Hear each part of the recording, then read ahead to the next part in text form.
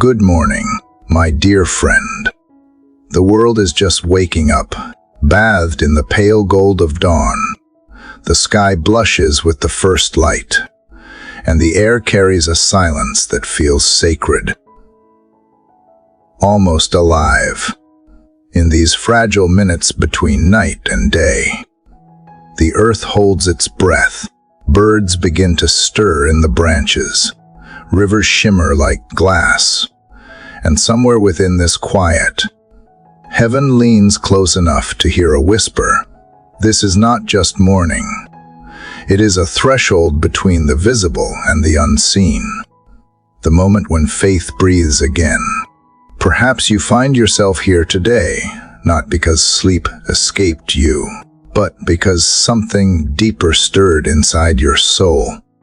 Maybe you have been carrying a weight. No one sees a wound that will not close, a fear that will not fade, or a dream that feels too broken to mend. You may have smiled in the daylight, but when the world went dark, tears became your language. You tried to pray, yet words fell flat against the ceiling. You looked for strength and found only exhaustion. You wondered if heaven had forgotten your name. I once met a woman who felt that way. Her life had collapsed under the weight of losses she never expected.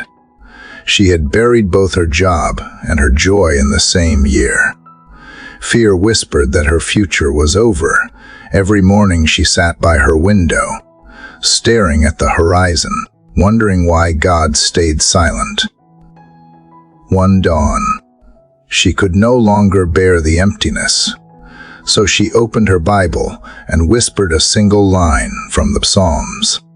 My soul waits for the Lord more than watchmen for the morning. In that stillness, she felt something shift, a quiet assurance, like the gentle warmth that rises before the sun itself. It did not erase her pain, but it gave her the courage to breathe again. That is the mystery of faith. It does not always change the circumstance, but it changes the one who stands within it. There is power in a heart that keeps seeking when it cannot see. There is healing in a voice that dares to pray when silence feels endless. When you speak into the early morning air, your words are not lost. They rise like incense. They move unseen currents. They awaken angels. Between 3 and 6 in the morning, while the world still sleeps, heaven listens with a kind of holy focus. It is as if God has reserved this hour for those willing to rise from the ashes and whisper, I still believe. Today, you and I will step into that sacred space together. This is not a performance or a ritual. It is a conversation between your soul and the one who formed it.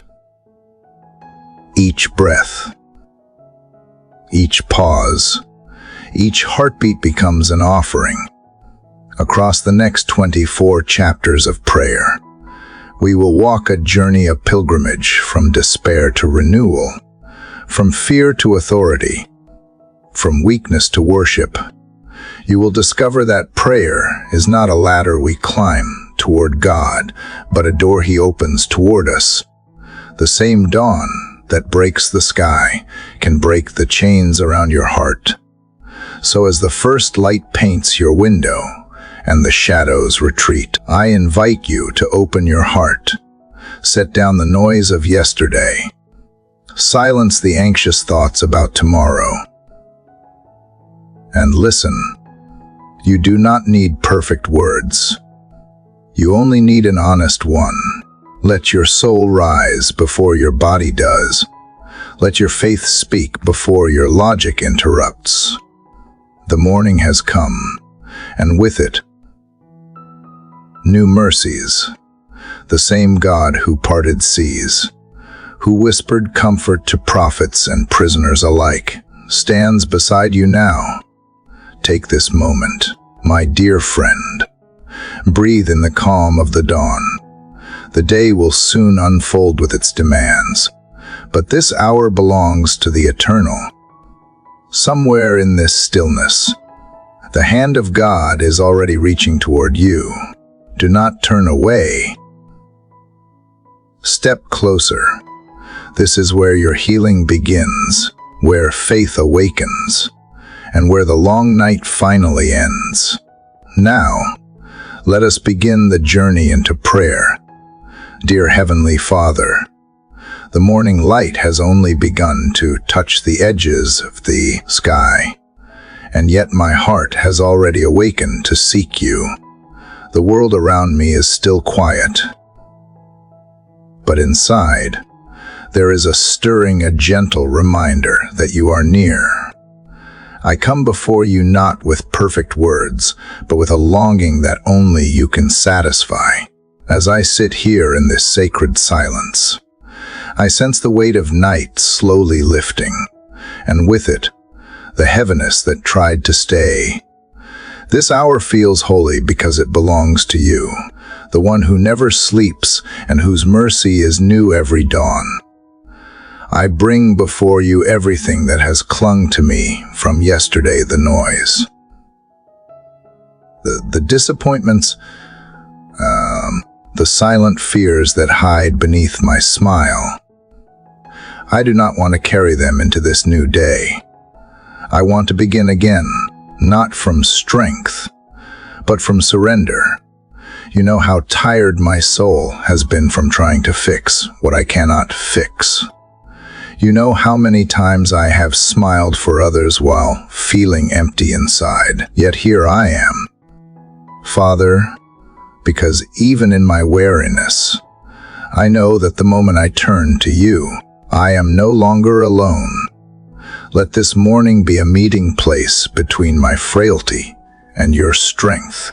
As the sun slowly rises, let hope rise too. As light touches the earth, let your presence touch my heart. I remember that you see me even when I feel unseen, that you hear my whisper even when my voice is weak. Teach me again that being still is not failure but faith. Help me rest in the truth that you are already at work in the places I cannot reach. Father, I thank you for this breath, for this heartbeat, for this invitation to start again. The world rushes to begin its tasks, but I choose to begin with you. Before I open any door or face any demand, I want to rest under your shadow. Let this quiet space become my sanctuary. Let my thoughts align with yours and my heart beat in rhythm with your peace. I do not want to rush through this moment. I want to dwell here until my mind grows calm and my spirit grows soft again. You know the things that weigh on me. You know the worries that wake me before dawn. I lay them here, every name, every burden, every unanswered prayer. I release them into your hands because your hands are steady, stronger than my fear, kinder than my understanding. I do not ask for explanations today. I ask for presence. Let me feel you close enough to steady my trembling heart. Let the quiet whisper of your spirit remind me that nothing about this day will surprise you. Lord, cleanse me from the residue of doubt. Wash my mind from anxious thoughts that have built their homes in the corners of my thinking.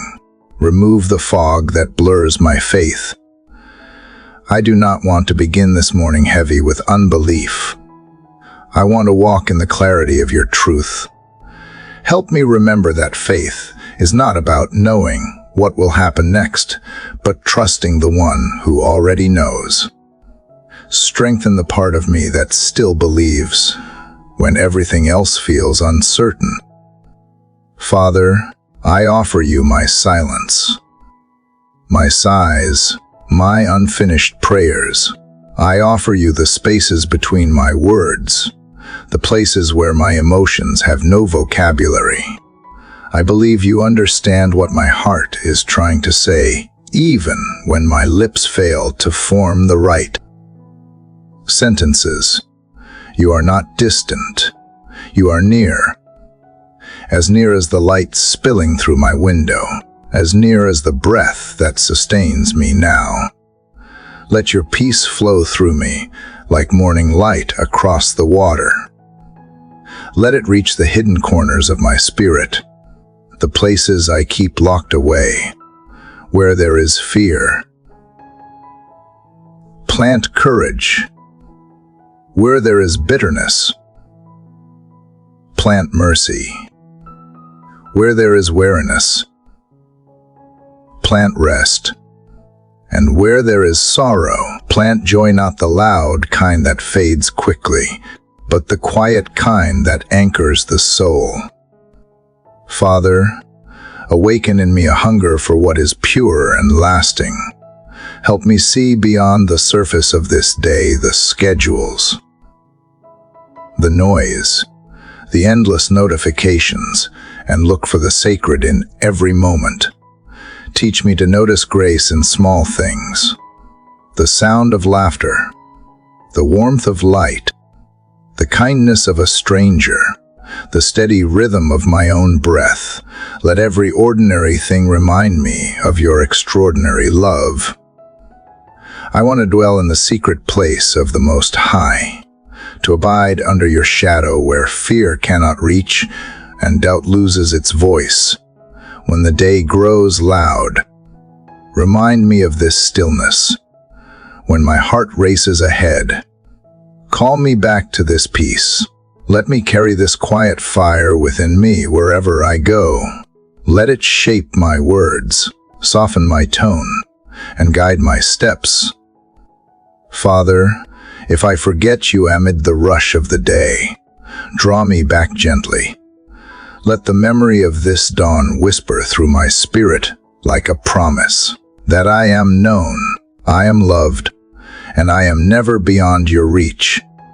I surrender the hours ahead to your wisdom. I do not know what will unfold, but I know who holds it all. May this morning be more than just another beginning. May it be the first step toward deeper faith, truer love, and unshakable peace. So here I am, sitting between night and light, holding nothing but trust.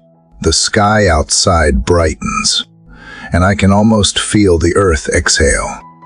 I breathe with it, slowly, gratefully, knowing that this moment is enough. Your presence fills the space where my worries used to live.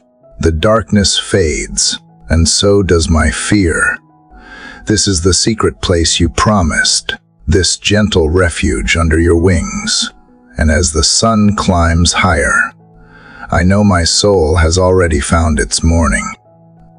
Father, the light outside has grown stronger, and so has the stillness within me. I can feel the warmth of morning on my skin, soft and quiet, the same way your presence begins to unfold inside my heart. The words I whispered earlier now settle like gentle waves against the shore of peace you have given me. My soul feels lighter, not because everything around me has changed, but because I have found myself resting in you. And now, Father, I want to lift my gaze higher. I want to move from simply finding refuge to standing in reverent awe before who you are. You are not only the comforter who soothes my fears, but the creator who commands the dawn itself. Every beam of sunlight that breaks through the clouds listens to your voice. Every wind that moves across the fields obeys your direction. The oceans know their boundaries because you drew them.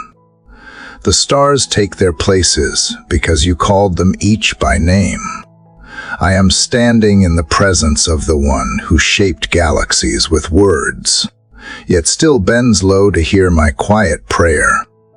How can my heart not tremble with both love and wonder? Father, I cannot comprehend your greatness, but I can worship it. I cannot measure your power, but I can feel it in the steady rhythm of my own breathing.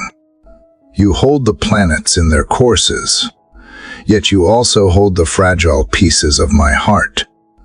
You are the king who reigns above every throne, yet you are near enough to know my thoughts before I speak them. When I think about this, I realize that adoration is not something I must force. It rises naturally, like the sun breaking through the horizon after a long night. Teach me to love this holy fear, not the fear that makes me hide, but the reverence that makes me kneel. Let it shape how I see the world today. Let it remind me that every moment, every task, every breath belongs to you. When I walk into the noise of the day, let me carry this awareness like a song that never ends. Help me see your fingerprints in the smallest things, in the kindness of a smile, in the rhythm of the rain, in the way peace can return even when I did not expect it. You are everywhere, Father, and I do not want to pass by your presence unnoticed.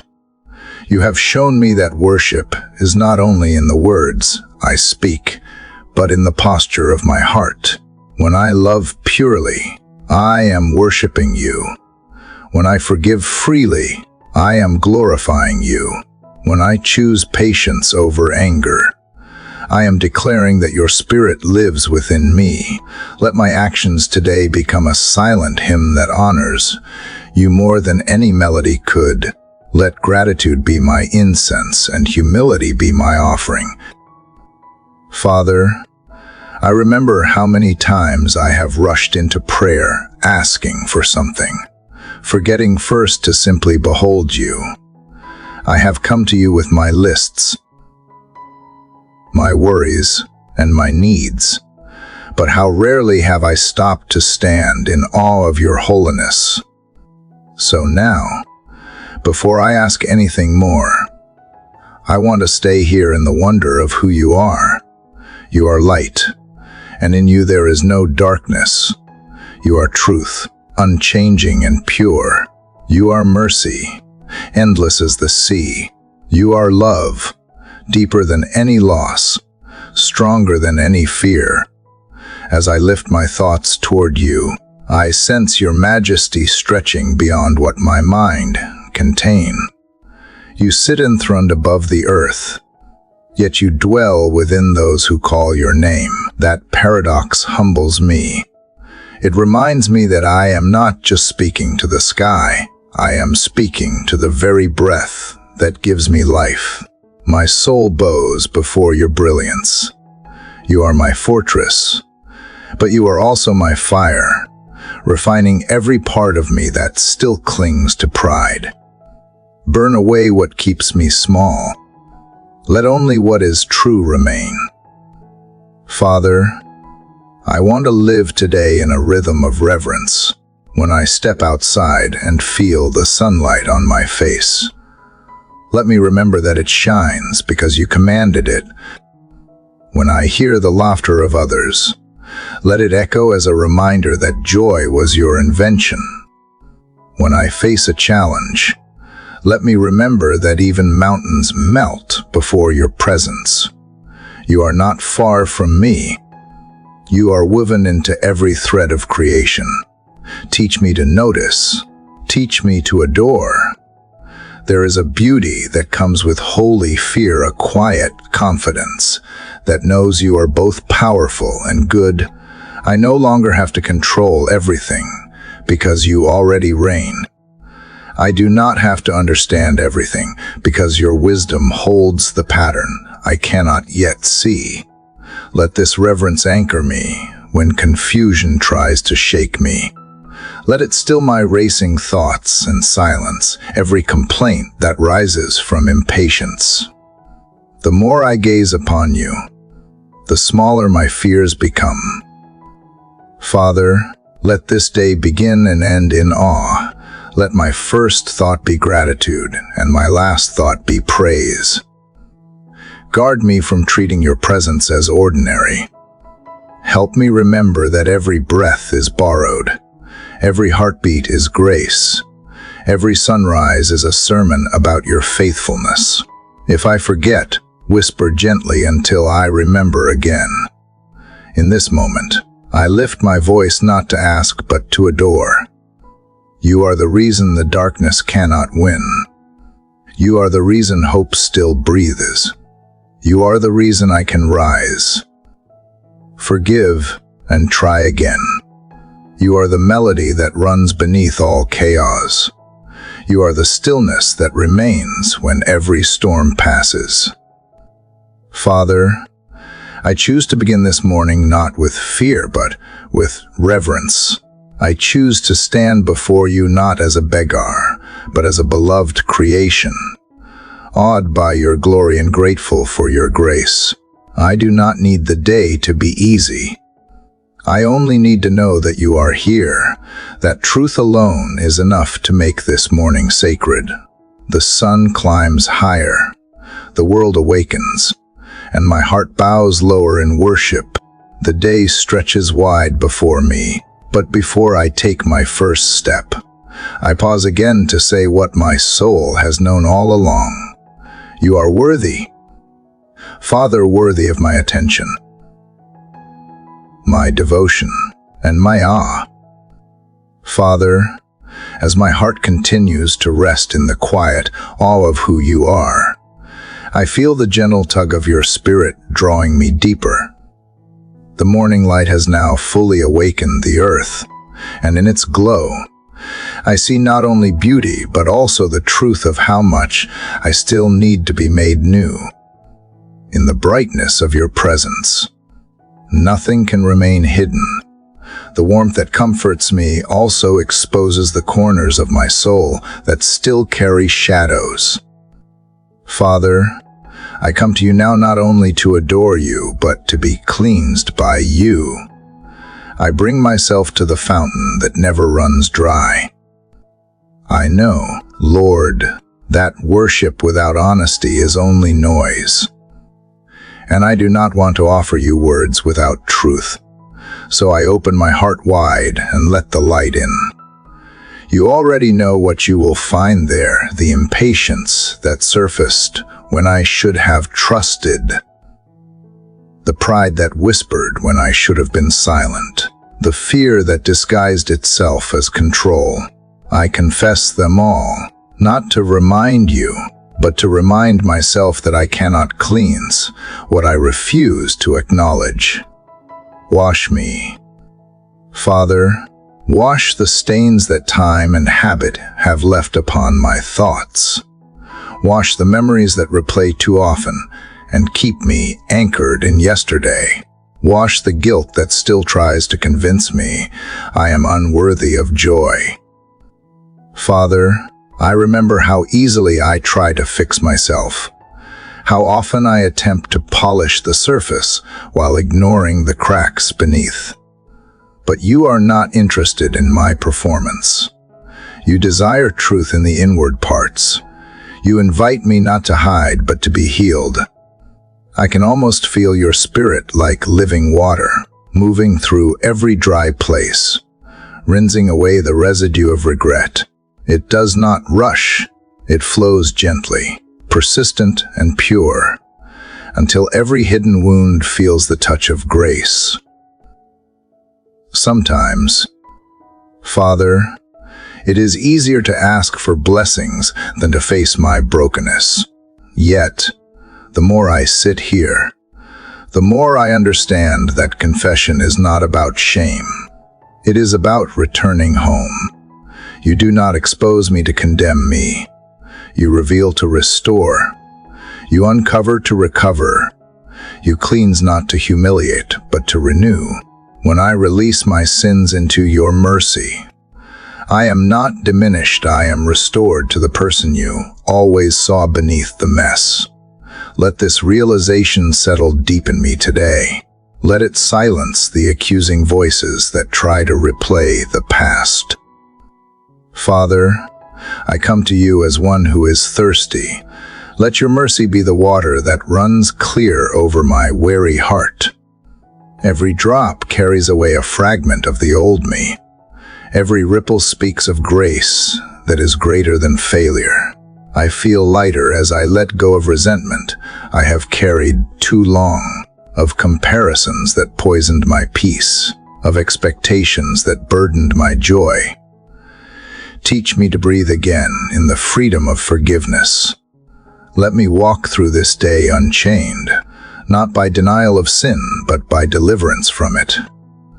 I can almost hear your voice whispering in the quiet, reminding me that repentance is not the end of the story, but the beginning.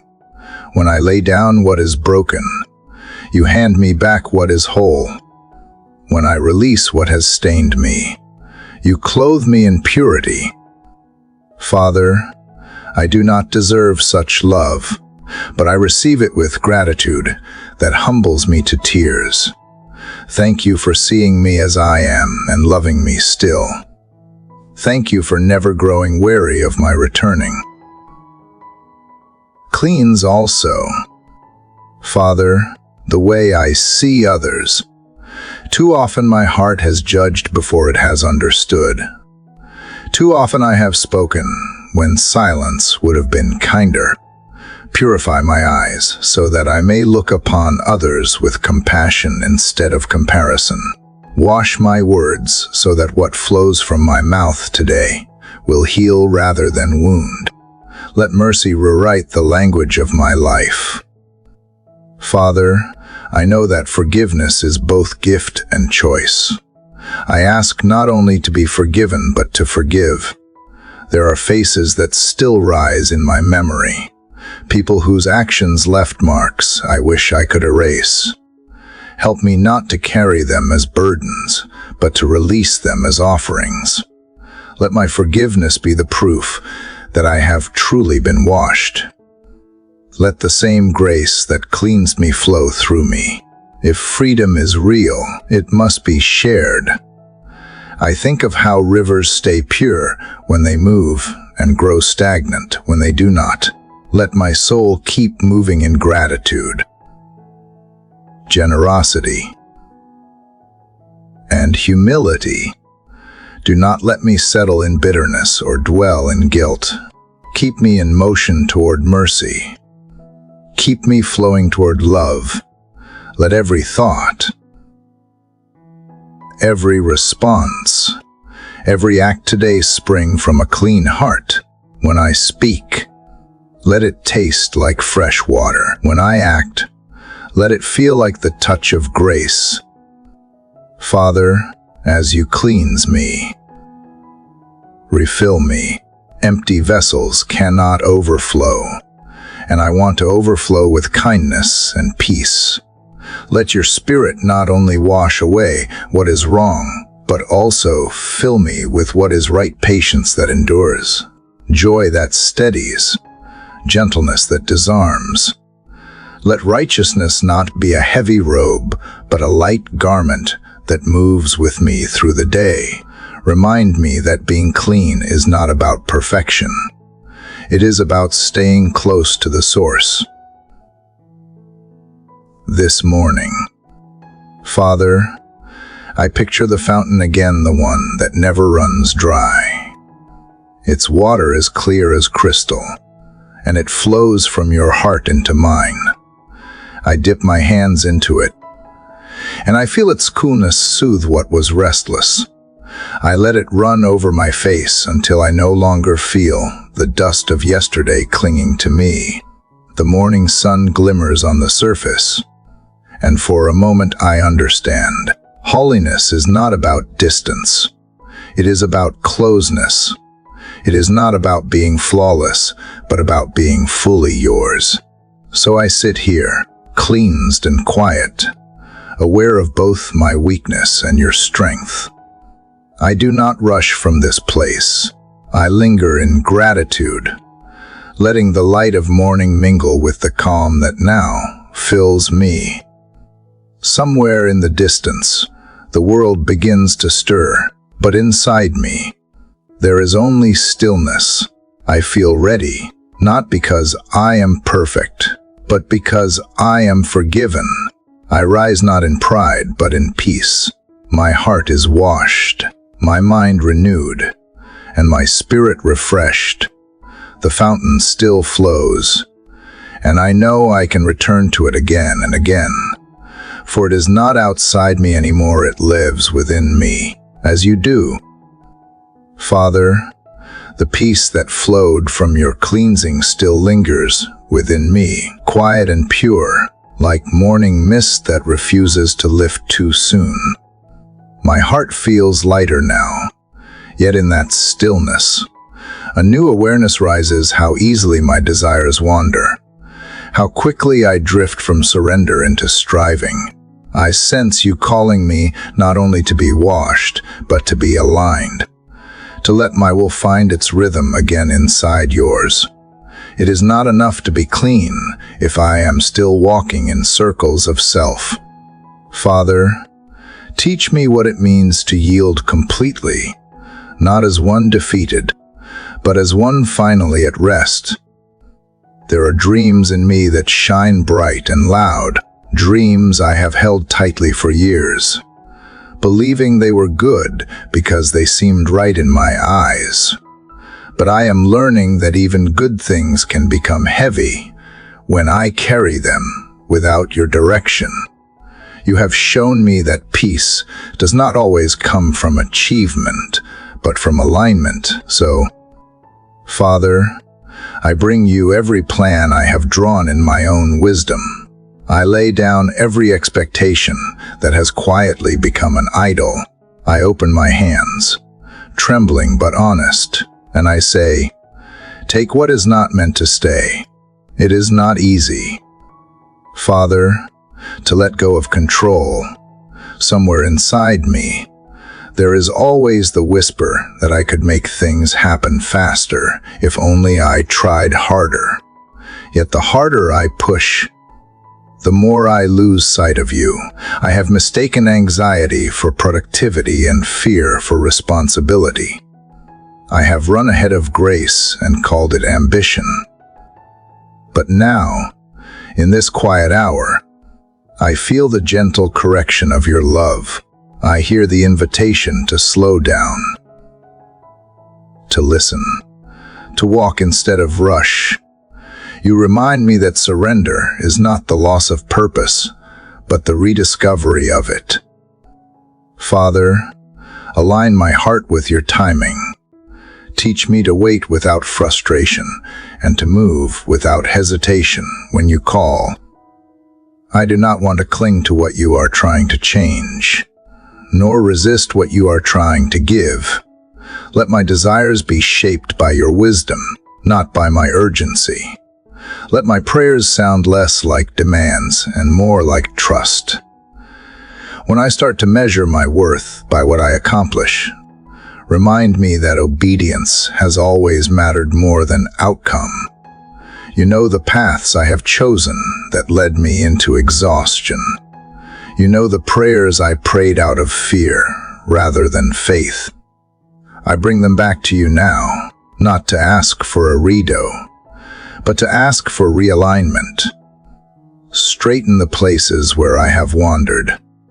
Redirect my steps where I have drifted off course. I want to walk today in rhythm with your spirit, not dragging behind or running ahead. Let my yes be steady and my no be clear.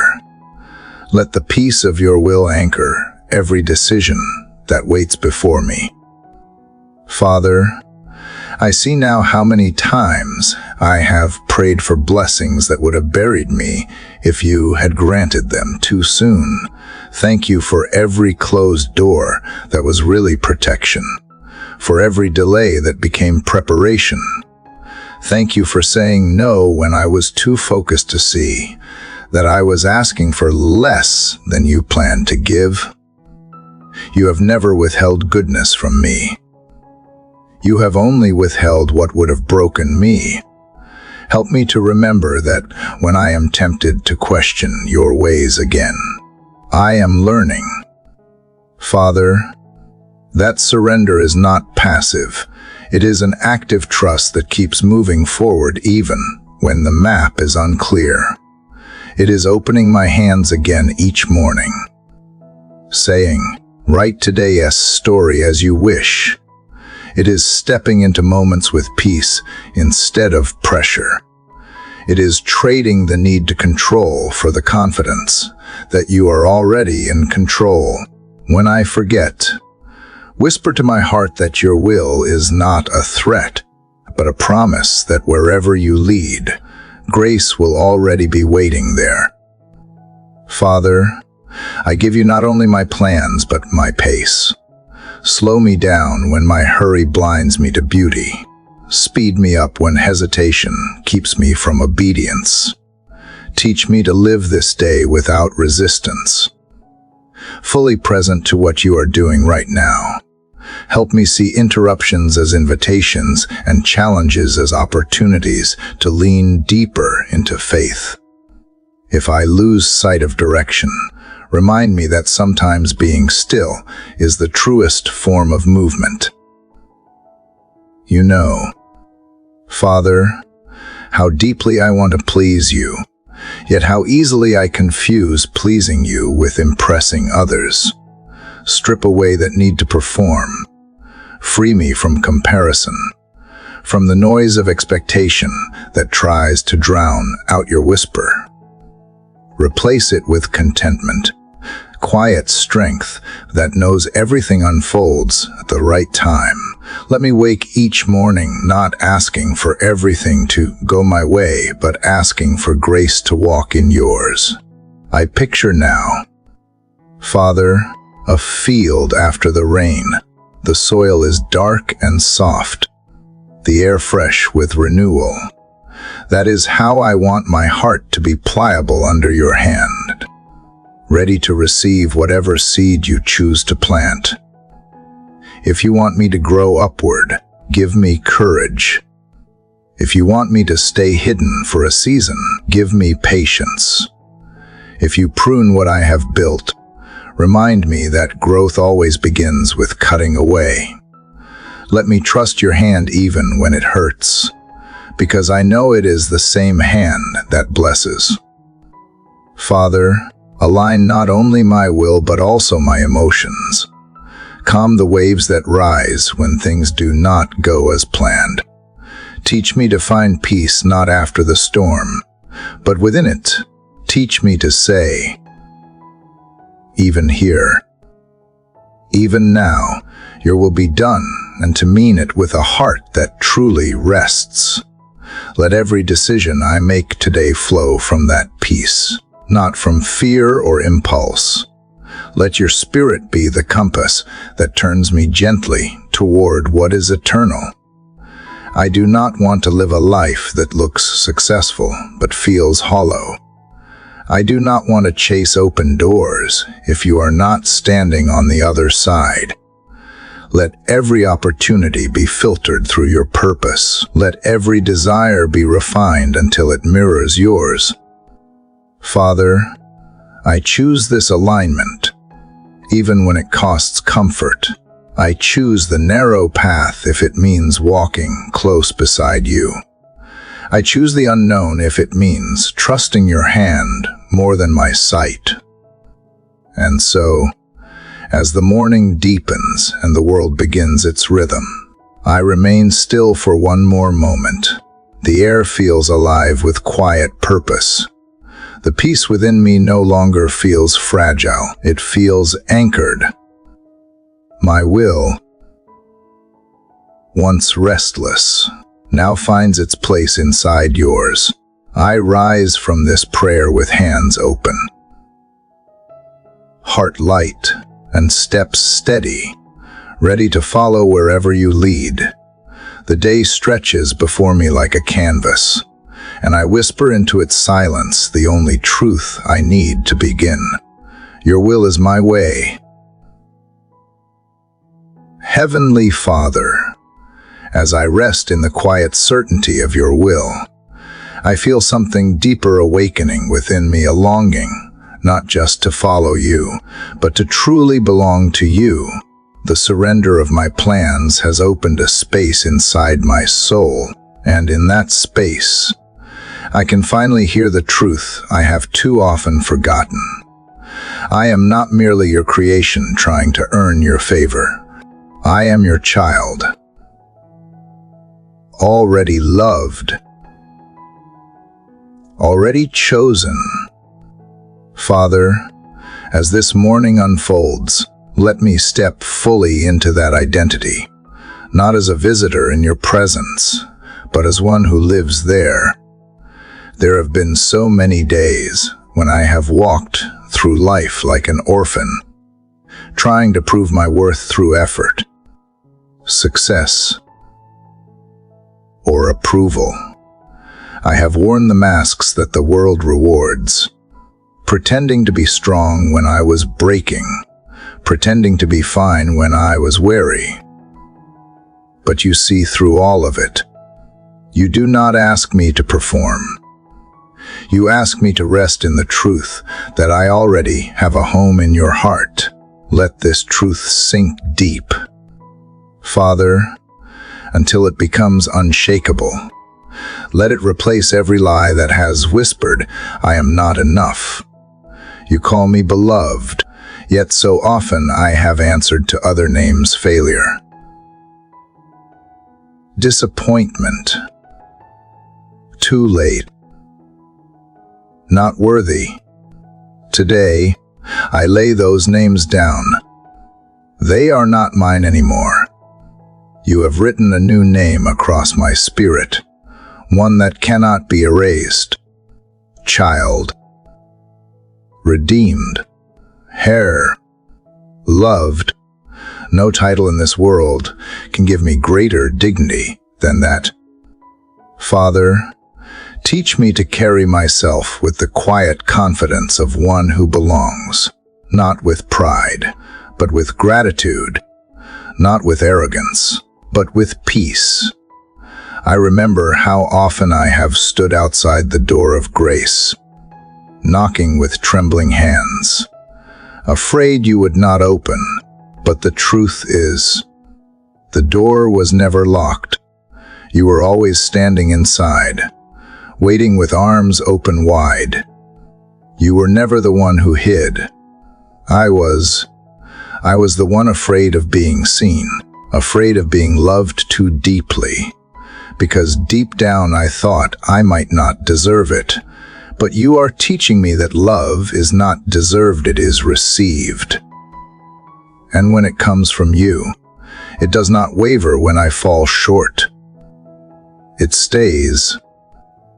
It heals. It anchors. Father, I want to live today from that place of belonging. Let every choice, every word, every step come from the certainty that I am yours. When doubt rises like fog, let your voice cut through it. You are my child, and nothing can separate you from my love. Let that truth steady me when life feels unstable. Let it quiet my fears when the future looks uncertain. Let it remind me that I am not abandoned to figure things out on my own. For I carry the inheritance of heaven within me. There is a peace that comes when I remember who I am to you. It is a peace that the world cannot mimic, because it does not depend on circumstances. It is the peace of knowing that I am never out of place, never unseen, never unwanted. Father, let that peace become the atmosphere of my soul. Let it be the light that shines from me today, so that others who feel lost may sense in me the warmth of your welcome. Let them see, through my calm and my kindness, what it looks like to be held by you. Sometimes, Father, I still hear echoes from the past voices that said, I was too much or not enough. moments that tried to define me by pain instead of purpose. But this morning, I choose to let those echoes fade. I choose to listen instead to the steady heartbeat of heaven calling me home. Your spirit testifies within me that I am your child. That truth is not fragile. It is stronger than memory, stronger than failure, stronger than fear. Help me walk in that strength with humility and joy. You have not only adopted me, you have made me a co-heir with Christ. That means I am not just forgiven, but empowered. I am not only saved from something. I am called into something, a life marked by purpose, generosity, and grace. Father, teach me to live like royalty without losing tenderness. Teach me to serve from abundance, not from striving. Let me extend the same acceptance you have shown me to those who still doubt their worth. Father, I see now that every act of love I receive from you transforms me into love itself. The more I dwell in my identity as your child, the more I begin to see others through the same lens. I begin to recognize that each soul I encounter carries the same invitation to belong, to be known, to be restored. Let me never forget that my adoption into your family was not the end of the story, but the beginning of a mission. To love as I have been loved. When the world pulls at me to define myself by status, success, or approval, remind me of the simplicity of this truth. Being yours is enough. I do not need to impress you. I do not need to outshine anyone else. My worth was decided long before I took my first breath. I am not fighting for a seat at your table. I already have one. My place is secure. My name is written. My inheritance is sure. Let that confidence make me gentle, not proud. Let it make me brave, not stubborn. This morning, Father, I picture myself standing before you, no longer carrying the posture of a beggar, but the openness of a child. I lift my hands not in fear, but in trust. I lift my eyes not to plead, but to behold. You are not distant. You are near, closer than the very breath that sustains me. The distance between us was never yours. It was mine. And now that I have laid down shame and doubt, I feel that distance dissolve. I feel at home again. Father, let today be the day I fully live as your beloved. Let every conversation reflect the kindness I have received. Let every challenge reveal the courage you have placed within me. Let every moment remind me that I carry your name wherever I go. When the world grows cold, let my spirit stay warm with belonging. When I am tempted to forget, whisper again that sacred truth I never want to lose. I am yours, always have been, always will be. The morning deepens, and sunlight spills through the window like a promise. It touches everything it reaches, and I realize that so does your love. I no longer stand as a guest in this grace, but as a child of the house. I walk through this day knowing who I am and whose I am. And with that certainty resting quietly in my chest, I step forward not in fear, not in striving, but in the peace of being fully known and fully loved. Father, as I linger in the peace of being your child, I feel a new hunger stirring inside me, not the hunger of emptiness, but of longing to be filled with your truth. The joy of belonging awakens a desire to listen. I realize that love is sustained not only by presence, but by words. and your word is life to me. Father, as the morning light continues to unfold across the room, I reach for the pages of Scripture, knowing that this is where I meet your voice most clearly. I do not come as a scholar trying to analyze, but as a child reaching for bread. Feed me, Father, until my spirit is strong again. You have given me a book that breathes. Every line holds history, yet it also holds heart. These words are not ancient echoes, they are living promises. When I open them, I am not merely reading about you, I am hearing you. Let me approach this moment with reverence, as if I were standing barefoot on holy ground. Help me to read slowly, not to rush through verses as if they were tasks, but to dwell in them like shelter. Let the meaning seep in gradually, changing me from the inside out. Father, I have often come to Scripture searching for quick answers, but today I come seeking transformation. Let each word I read shape the way I see, think, and love. Let it challenge the parts of me that still cling to old fears. Let it lift my thoughts from worry to wonder. Let it become both sword and bread cutting away what is false while nourishing what is true. When the world's noise grows louder, let your voice become the compass that brings me back to stillness. I open to the Psalms, and the words rise like melody. They remind me that generations before me have prayed the same prayers, cried the same tears, and found you faithful every time. I read, "The Lord is my shepherd, I shall not want," and something inside me exhales. I have wanted so much, chased so much, but this verse tells me I already have enough, reminds me that I am guided, protected, and sustained. I do not have to fear the unknown, because you are both the path and the guide. Father, when I read your word, it feels like water washing through my thoughts. It clears away the dust of doubt that settles during the week. It reminds me that truth is not fragile, that love is not seasonal, and that hope is not naive.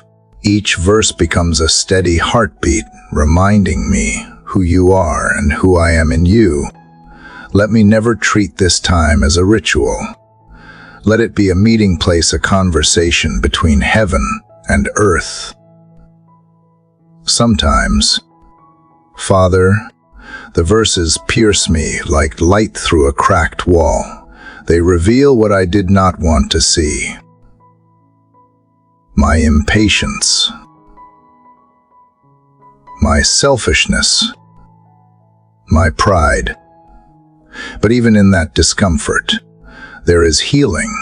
The sword does not wound to harm. It cuts to heal. It divides what is false from what is real. It exposes the places where I still try to live without trust. And then it whispers grace over the wound. Keep me brave enough to let the truth do its work. And then, Father, there are mornings when your word feels like bread fresh from the oven, soft, warm, and sustaining. I can taste its goodness in every line. It fills the empty spaces in my heart that nothing else can satisfy. It quiets cravings for approval and control. It nourishes peace and strengthens faith. It feeds not only the mind but also the soul. I realize that I not need to understand every mystery to receive its power. I only need to come hungry and willing. Let every word I read this morning become seed in me. Some seeds will sprout quickly, simple truths that lift my spirit at once. Others will rest deep within the soil of my heart, growing quietly over time. I may not notice their roots spreading, but you do. You water them with patience. You guard them from the storms of distraction, and one day, when I least expect it, they will bear fruit: kindness, courage, self-control, mercy, fruit that looks like you.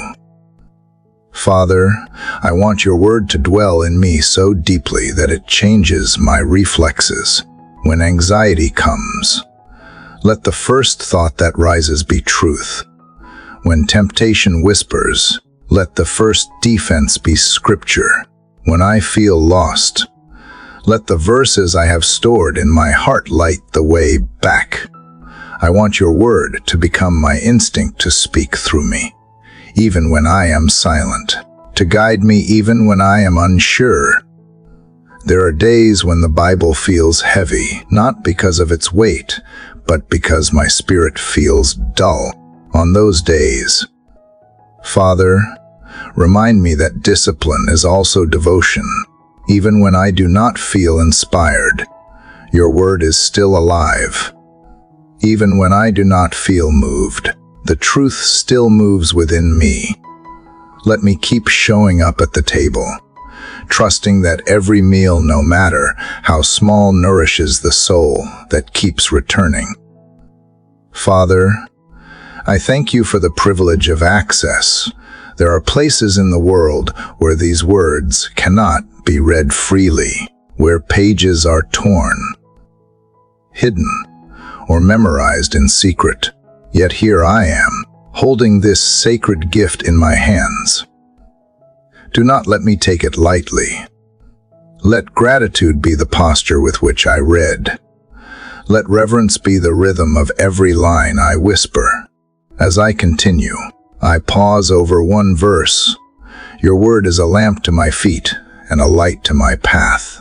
I imagine walking a dark road with only a lantern to guide each step. The light does not reveal the whole journey, but it shows enough to move forward. That is how your word works. It does not promise full understanding, only enough illumination for today. And that is enough. I do not need to see the entire road. I only need to trust the one who holds the light. Father, as the morning grows brighter, I feel your truth settling into me. It fills the spaces that used to hold worry. It softens the hardness that fear once built. It quiets my thoughts until what remains is peace. Your word has done its work again, cutting what needed to fall away, feeding what needed to grow. I close the pages gently, not as an ending, but as a continuation, because the story does not stop when I stop reading. It continues in how I live, how I speak, how I love. And so, Father, I carry this word with me into the day ahead, not tucked away like something sacred to be hidden, but alive in every breath I take. Let it speak when I am silent, guide when I am uncertain, and sustain when I am weary. Let it remind me that I am never walking unarmed or unfed, for your word is both the sword that defends me and the bread that keeps me alive. The morning feels fuller now, as if every ray of sunlight carries a whisper of scripture. I step forward into the day, nourished, protected, and alive in your truth.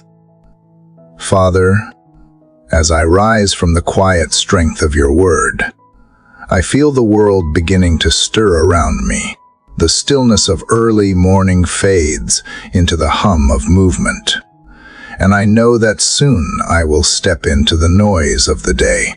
Before I do, I come to you again, because I do not want to walk into this world unguarded. The peace you have given me is precious, and I know how quickly fear and distraction can try to steal it. Father, Before I face anyone or anything, I ask you to clothe me body, mind, and spirit in your armor.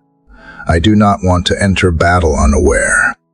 I want to stand ready, steady, and covered in your strength. I remember that your word is not only comfort but power. It teaches me that life is not merely what I see, it is a spiritual landscape where unseen forces whisper doubt, stir conflict, and cloud truth. Yet you have not left me defenseless. You have given me everything I need to stand firm, to walk through shadows without fear, and to overcome without losing compassion. This morning, Father, I choose to put on the whole armor you have prepared for me, not as a ritual, but as a reality. First, I take up the belt of truth. Let it wrap securely around my mind and my motives in a world full of half-truths and shifting narratives. Let your truth be the measure of everything I think, speak, and believe. Keep me grounded in integrity. When lies come dressed as comfort or convenience, help me recognize them and turn away. Let truth not only protect me but shape me, keeping my words honest and my heart pure. Next, Father, I fasten the breastplate of righteousness, not my own, because I know how easily self-righteousness crumbles, but the righteousness that comes from you. Let it guard my heart from pride and guilt alike. Let it shield the tenderness inside me that still bruises easily. When criticism tries to wound, let righteousness absorb the impact. When temptation knocks, let holiness be my guard. Keep my intentions clean, my actions upright, and my spirit unshakable in moral clarity. Now I prepare my feet with the readiness of the gospel of peace. Let me walk today with calm authority, stepping into every space as a bringer of peace, not conflict. Let me carry gentleness where anger tries to rule, and hope where despair has settled. Make my presence a reflection of your steadiness. Guide my steps, Father, so I will not wander into places where peace cannot follow. Help me walk softly enough to hear your voice and boldly enough to follow it wherever it leads. Father, I lift the shield of faith. I can almost feel its weight solid, reliable, covering me from every fiery dart of doubt. When fear shoots its arrows through unexpected news, let faith rise faster. When anxiety whispers, what if? Let faith answer. Even then, God remains. Remind me that faith is not denial of reality. It is defiance of despair. I do not carry this shield to hide behind it, but to advance with courage. Each time I declare trust in you, I raise it higher. Let it cover my loved ones. Too may faith become a wall of protection around those I pray for daily.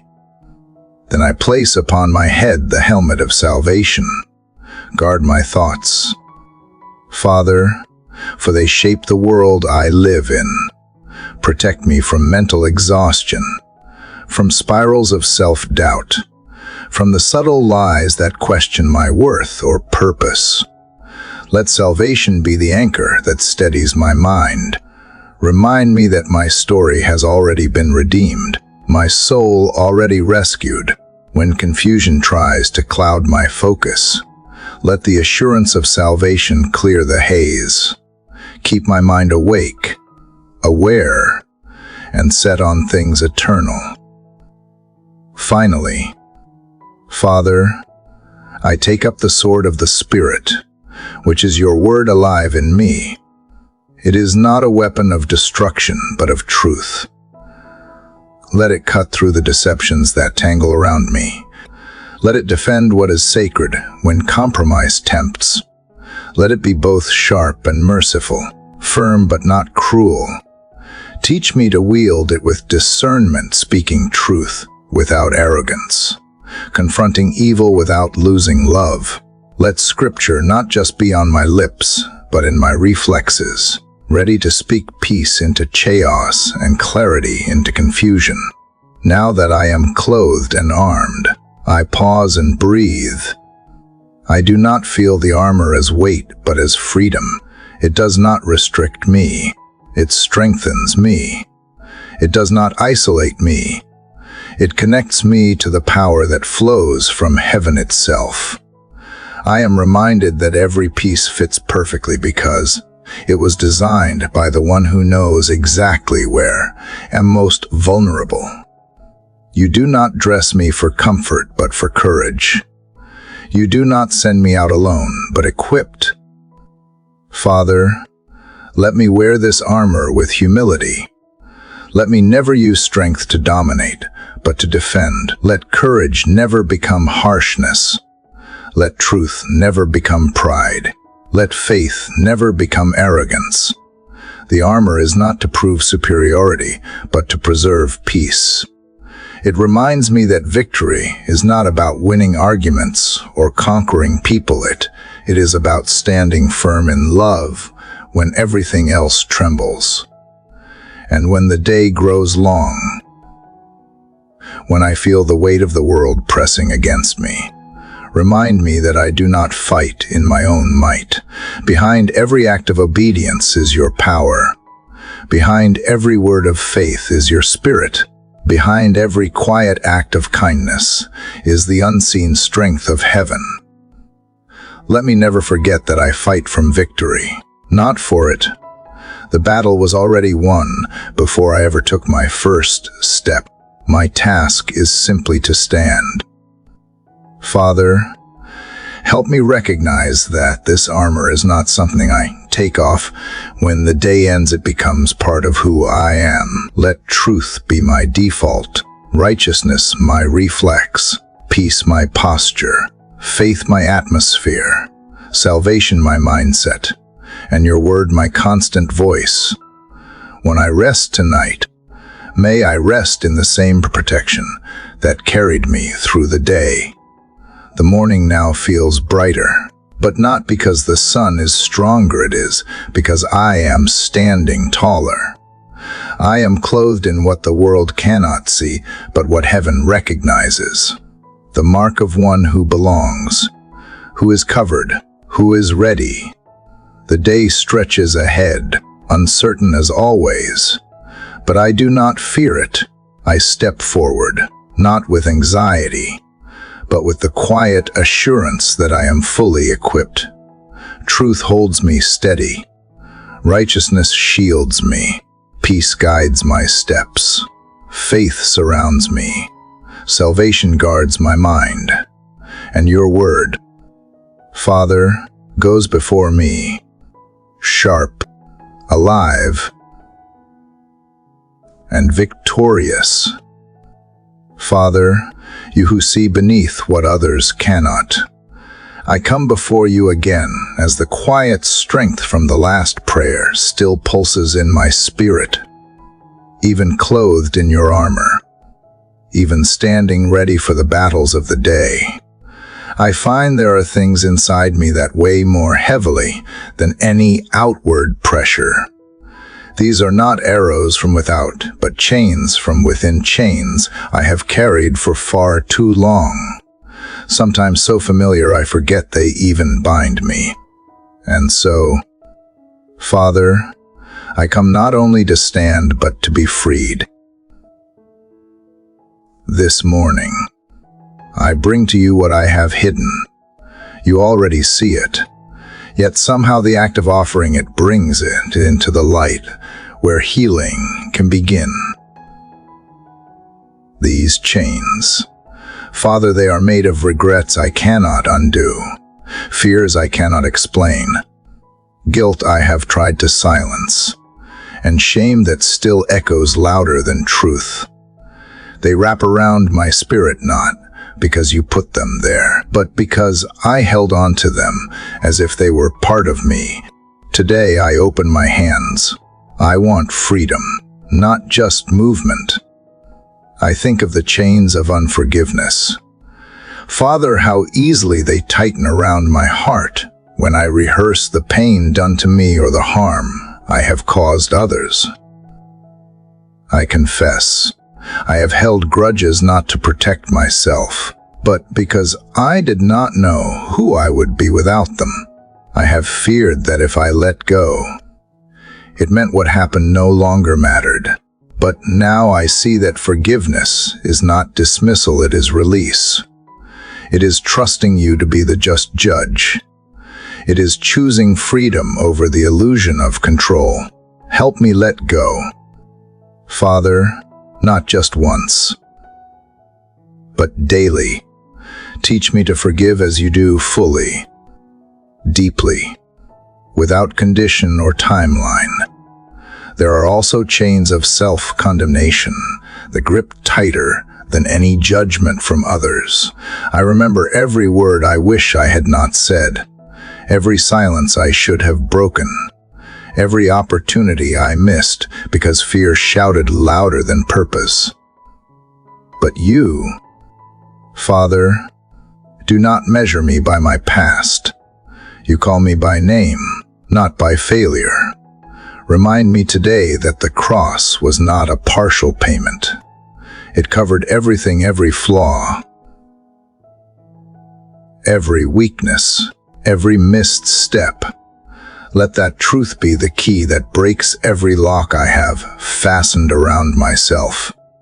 I bring you the chains of comparison, to the subtle belief that I must measure up to be worthy, that someone else's highlight reel defines my value. Father, break this lie that whispers I am never enough. Remind me that I was never meant to be someone else's reflection.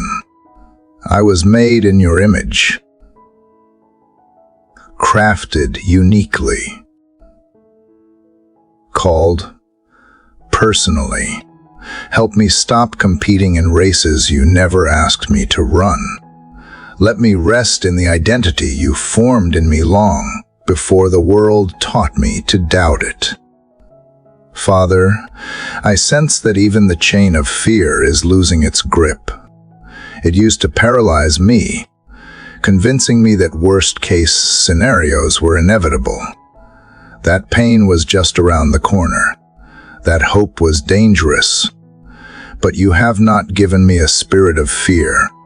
You offer power, love, and a sound mind. Teach me to recognize fear not as a protector, but as a thief. Let faith rise louder in me until fear has no room left to speak. I acknowledge now that not all chains were forged by trauma, some were shaped by comfort, old habits, old ways of thinking, old excuses that keep me stuck in patterns that no longer serve the life you are calling me toward. Break even the familiar things. Father, if they keep me from the fullness you have for me, let discomfort become the birthplace of growth. Let pain become the doorway to transformation. I want more than relief, I want renewal. And now, Father, I pray not just for myself, but for others carrying chains they do not yet recognize. For the one waking up this morning with a heavy heart and no language for their sorrow, I intercede. For the one who smiles in public but cries in secret, let light break through. For the one who believes they have gone too far, done too much, been too broken, I ask you to send them whispers of your nearness, signs of your mercy, echoes of truth that cut through the lies. Let them know, Father, that nothing is too ruined for your redemption. I remember Paul and Silas, bound in prison yet singing at midnight, and I feel a fire stir in me. Their praise was not conditioned by circumstances. It was defiant, holy, raw, and it was that praise that caused the earth to tremble, the doors to fling open, the chains to fall. I want that kind of praise, Father, the kind that shakes strongholds. Let my worship today be more than melody. Let it be a weapon. Let it be a declaration that even when I feel surrounded, I am still free. So, I lift my voice. I lift my heart. I lift my chains, not in resignation, but in surrender. I place them in your hands, the only hands strong enough to break them, and gentle enough to heal the wounds they have caused. I do not ask you to rush the process, only to make it real. If breaking takes time, let me be patient.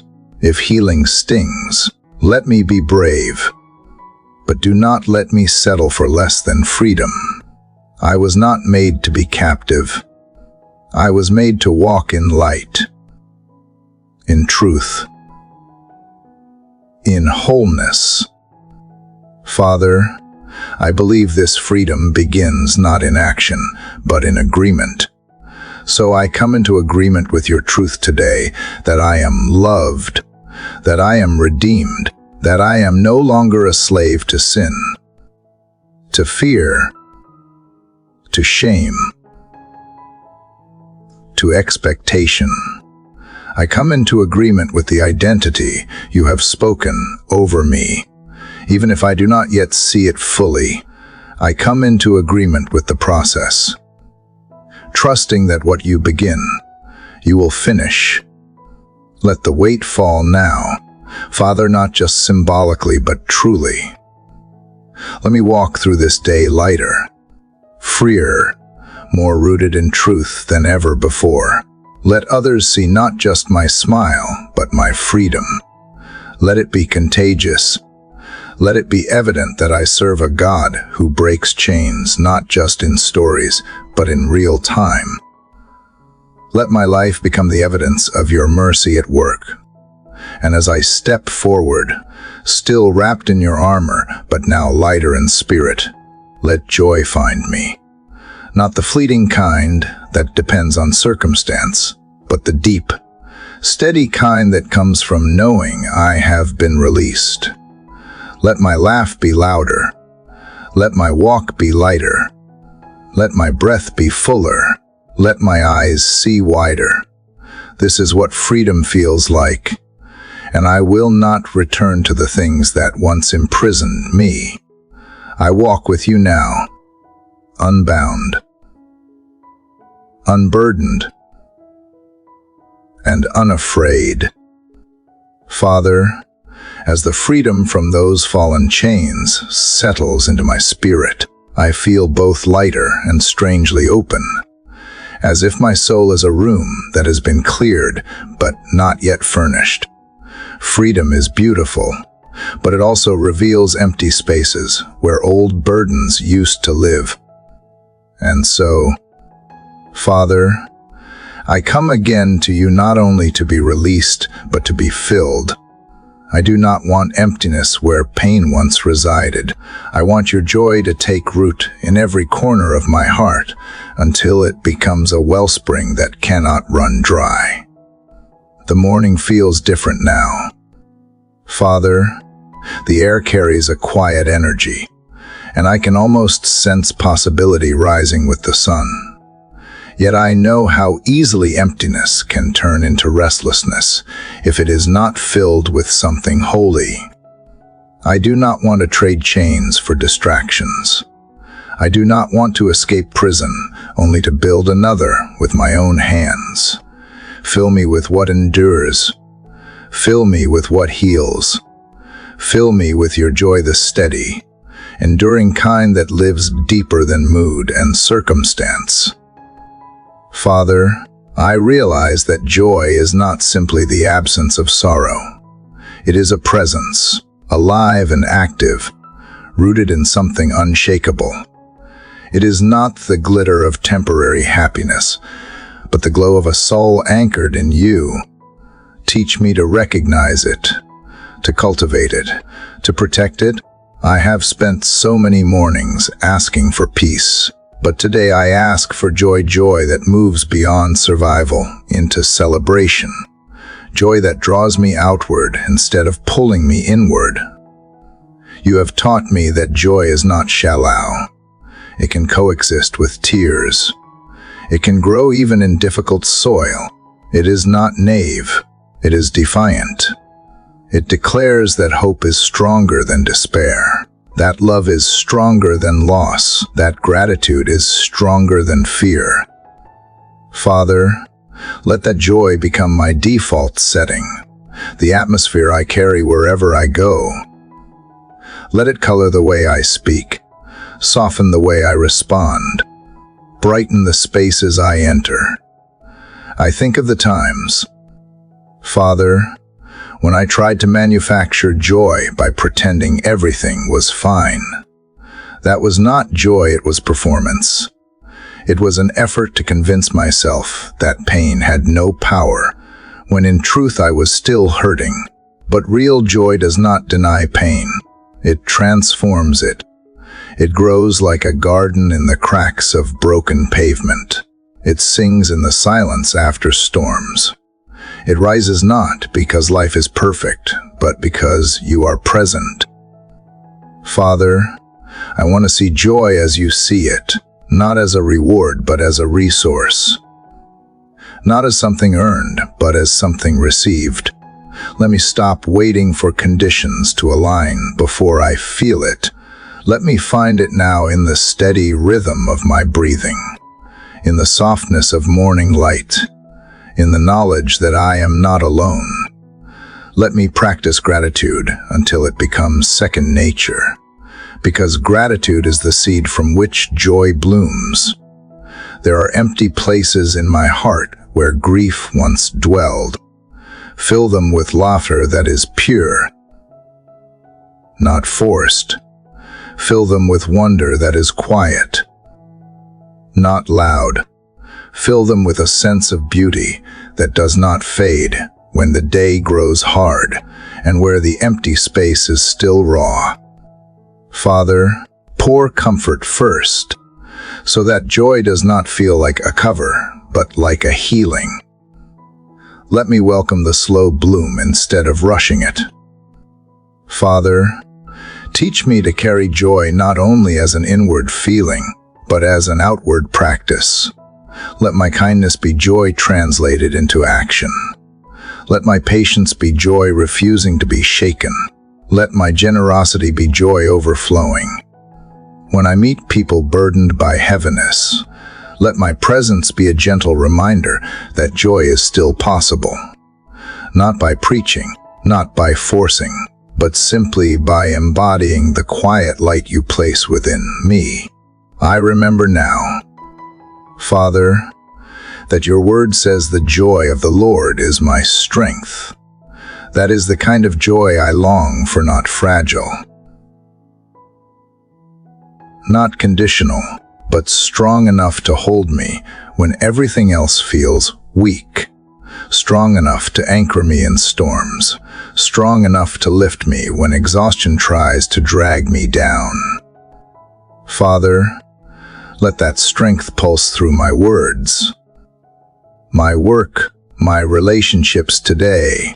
Let it fuel my creativity, sharpen my focus, and soften my heart. When old habits try to creep back into the spaces you have cleared, let joy rise like a guard at the door. Let it remind me that emptiness is not my inheritance.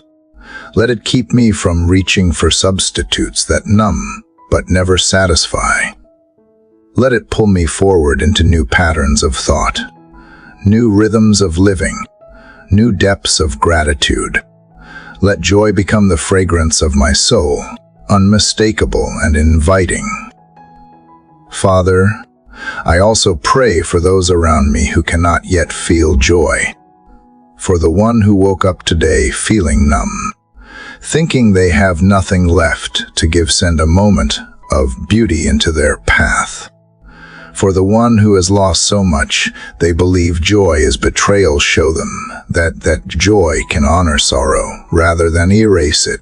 For the one who doubts they will ever smile sincerely again, let my life be a small testimony that joy can return as the morning grows brighter. Father, I feel something shifting. The freedom from chains no longer feels like emptiness. It feels like readiness. It feels like soil waiting for seed. And you are planting something in me even now. I may not see the harvest yet, but I sense its promise.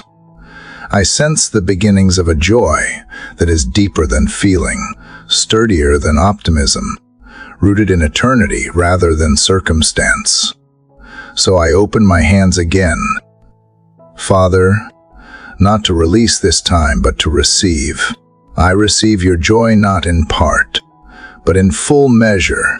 I let it fill every place once occupied by heaviness. I let it shape the way I will walk through today, not hurried, not hiding, but open, steady, and bright. This is the joy that makes room for others. The joy that does not shrink in the face of pain, but shines even brighter because of it. And as I rise from this quiet space, I do not leave joy behind. I carry it like oil on my skin, like a song humming under my breath, like a light that flickers even when the wind blows. It is not fragile, because it is not mine to manufacture. It is yours, Father, flowing through me. The morning stretches wide, and so does my heart, filled with a joy that can hold the weight of the day and still overflow. Father, as the fragrance of joy still lingers in the quiet corners of my soul, I find myself stepping deeper into the unknown spaces within me. The joy you planted has begun to awaken something buried in awareness. There is rebuilding yet to be done, and not the kind I can manage with my hands or organize with my plans, but a holy reconstruction that happens only by the touch of your wisdom. Father, in the aftermath of brokenness, even after freedom and joy have taken root, I realize how much of my inner world still carries the architecture of old survival patterns.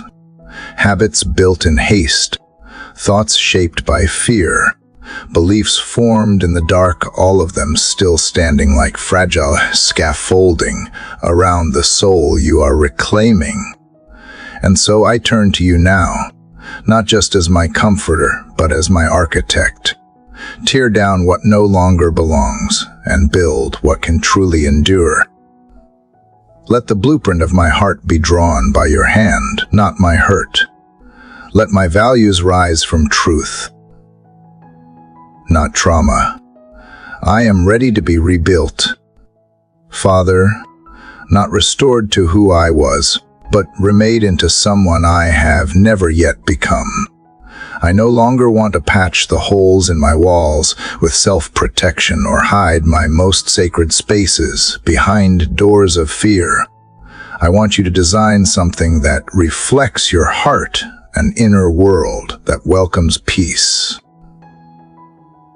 offers kindness, and breathes wisdom. Teach me what wisdom really looks like. Father, not the kind that puffs up, but the kind that bows down. Not cleverness or control, but the kind of sacred understanding that sees deeper, waits longer, speaks softer. Wisdom that listens before it instructs. Wisdom that does not panic in uncertainty. Wisdom that holds questions without demanding answers.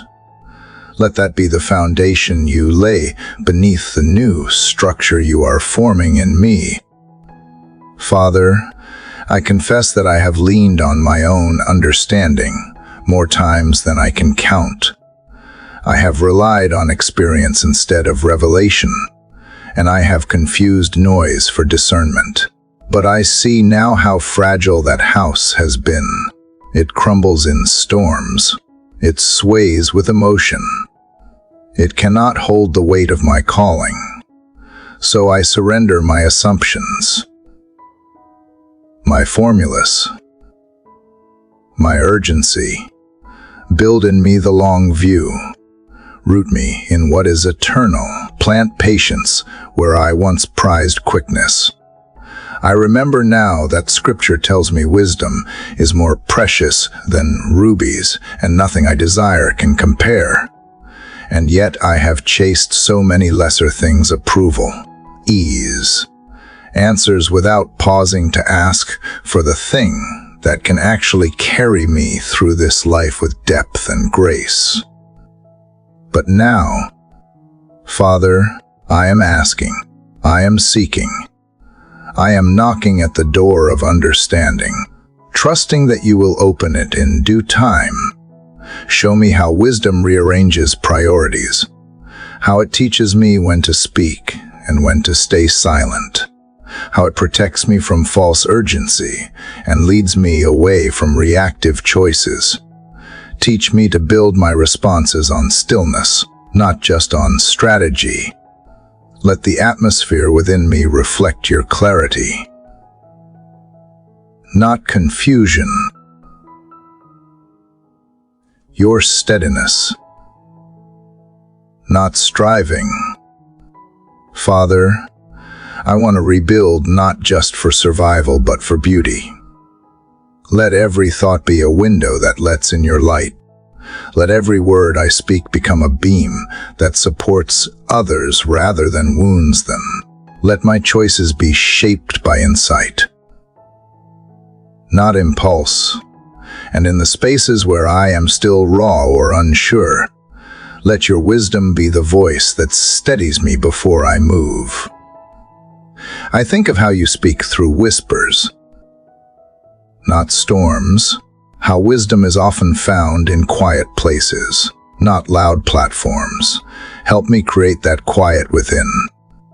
Father, strip away the clutter. Remove the noise that drowns out your guidance. Simplify me until what remains is grounded and clear and true. Teach me that I do not have to have all the answers. Walk wisely. I just have to be yielded. Let wisdom shape how I see others too. Let me stop reading them through the lens of my own wounds. Let me pause before I judge, before I label, before I assume. Let me look at them with the same gentleness you offer me. Let me remember that every person carries a story. Every soul has weathered storms, and wisdom often looks like compassion dressed in humility. As I walk into this day, Father, do not let me be led by the pressure to perform or produce. Let wisdom be my compass. Let me make space in my mind for your thoughts. Let me ask better questions. Let me find peace in waiting. Let me resist the need to prove myself and instead find rest in your design.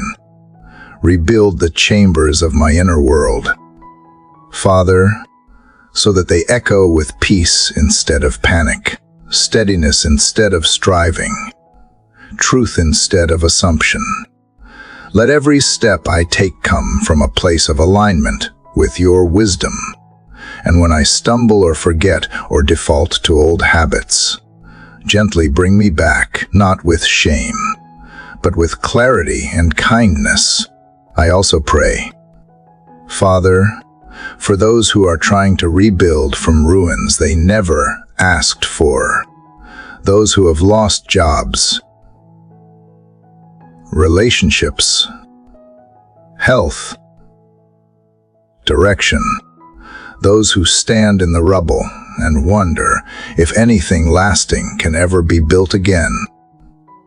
Whisper to them what you have whispered to me, that wisdom begins with surrender, that it grows not in comfort but in dependence, that the most beautiful structures are often born from broken ground.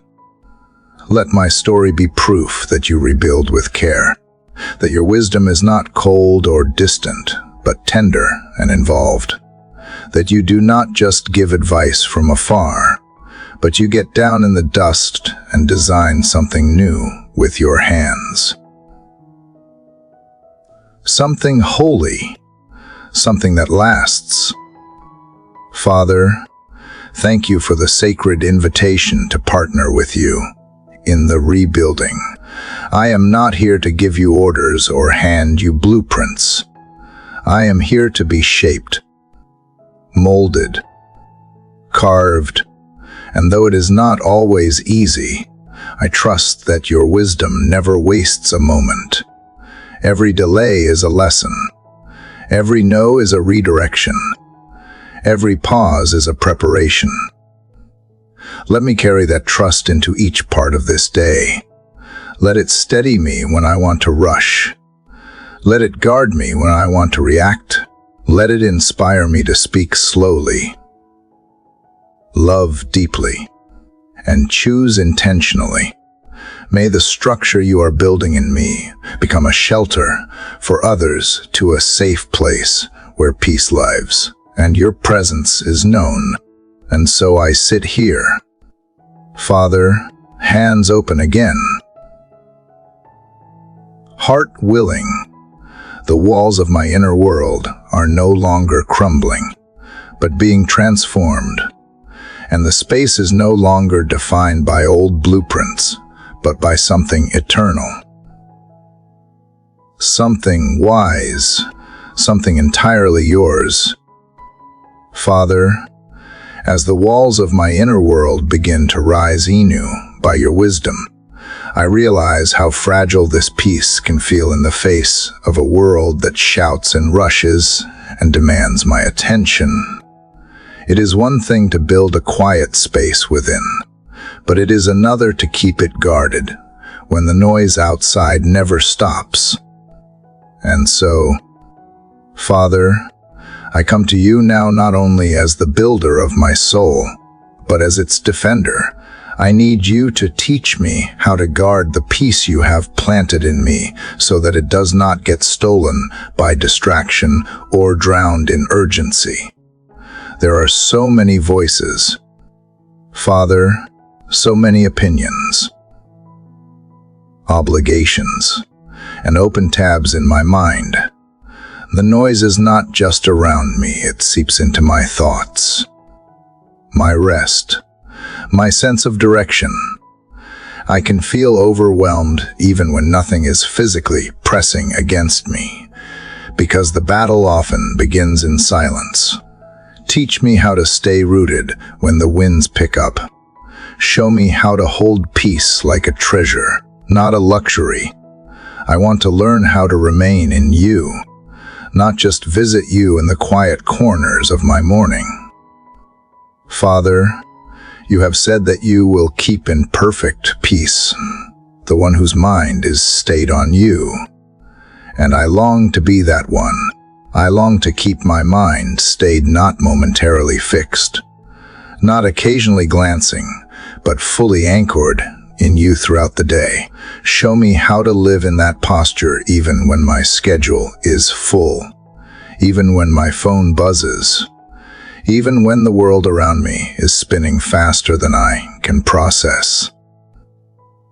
Remind me, Father, that peace is not the absence of conflict, but the presence of you. It is not the guarantee of calm circumstances, but the inner assurance that you are near and I am not alone. When I forget, pull me gently back. When I get swept up in the noise, whisper to me like you did to Elijah, not through the earthquake or fire, but through the still small voice that calls me back home. Father, I've noticed that so much of my restlessness begins with comparison. I look to the left and to the right, scrolling through highlights and headlines, wondering if I am enough, if I am behind, if I should be doing more. But you never asked me to race. You asked me to walk with you, and so I ask you now to deliver me from the addiction to proving myself, to always having something to say, to always needing to be seen. Let peace make me invisible to noise, but visible to you. Teach me the discipline of silence, not silence as absence, but silence as presence. Help me see the strength in choosing stillness when chaos invites me to react. Let me pause before I respond. Let me breathe before I move. Let me be slow to speak, slow to anger, quick to listen. Father, I do not want to be loud with my emotions and deaf to your wisdom. I want to be someone who carries peace like an aroma, someone who does not just talk about you, but radiates you. Even now, Father, I can sense the tug of distraction trying to pull me away. The mental lists, the emails, the opinions of others, the pressure to perform. But here, in this sacred conversation with you, I lay those down. I trade the frantic for the faithful. I trade the scroll for the stillness.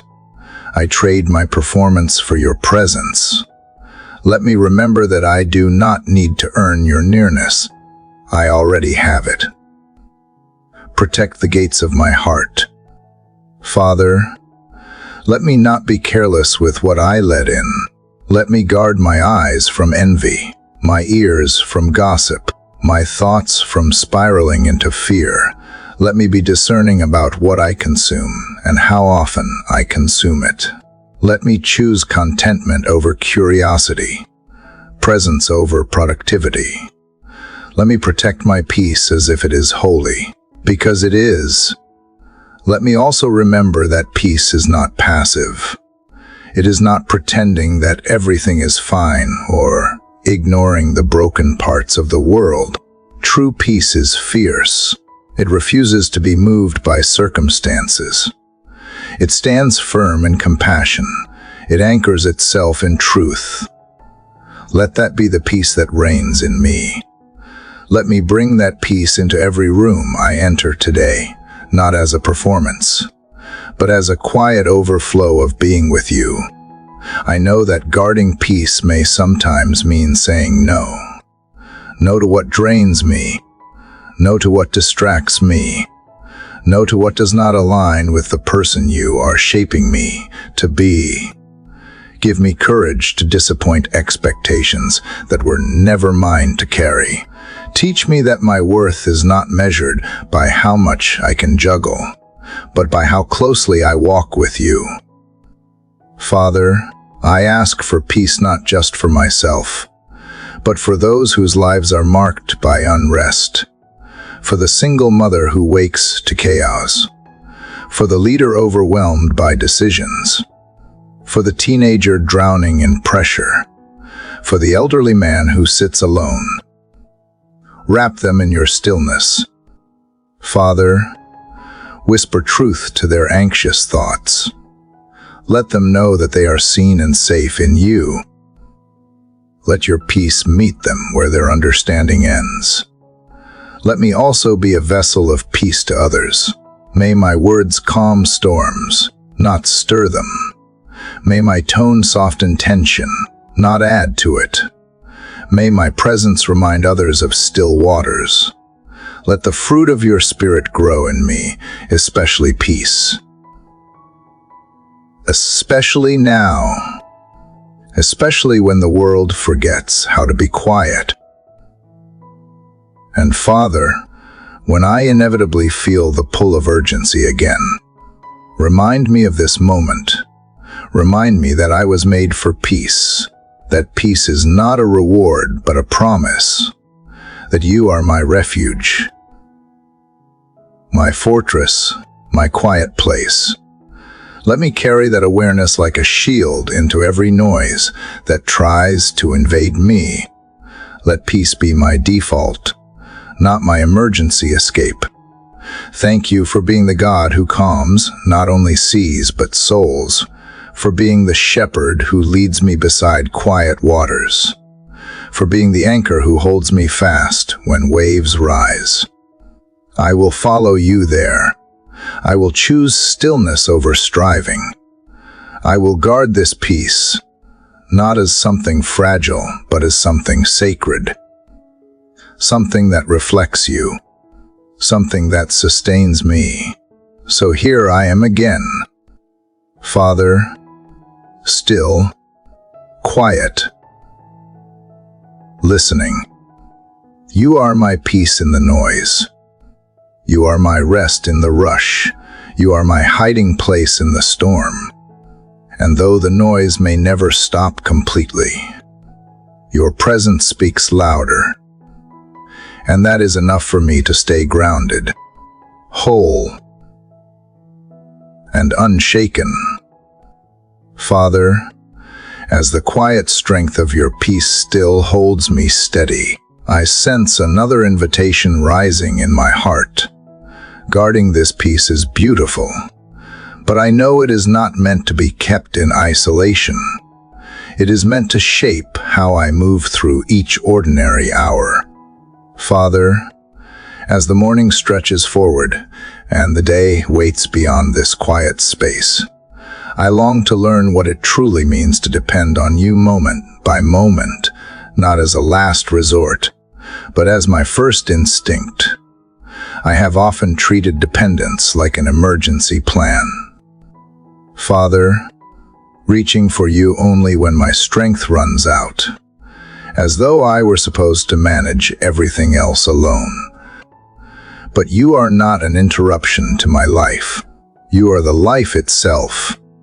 Teach me to walk today with the kind of quiet reliance that does not wait for crisis before it calls on you.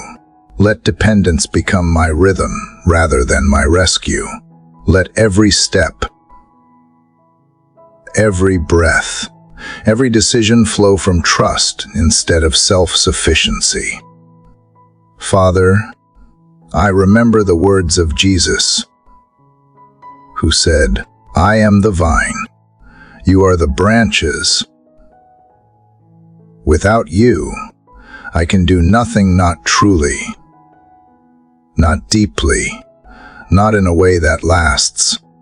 Yet how easily I forget this, how often I rush ahead, drawing plans, making calls, filling schedules, as if fruit could grow from a branch detached from its source. Today, I want to live differently.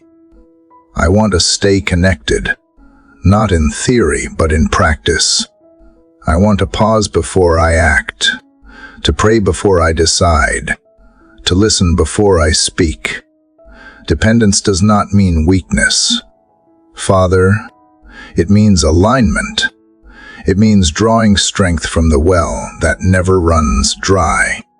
It means refusing to carry burdens you never ask me to lift.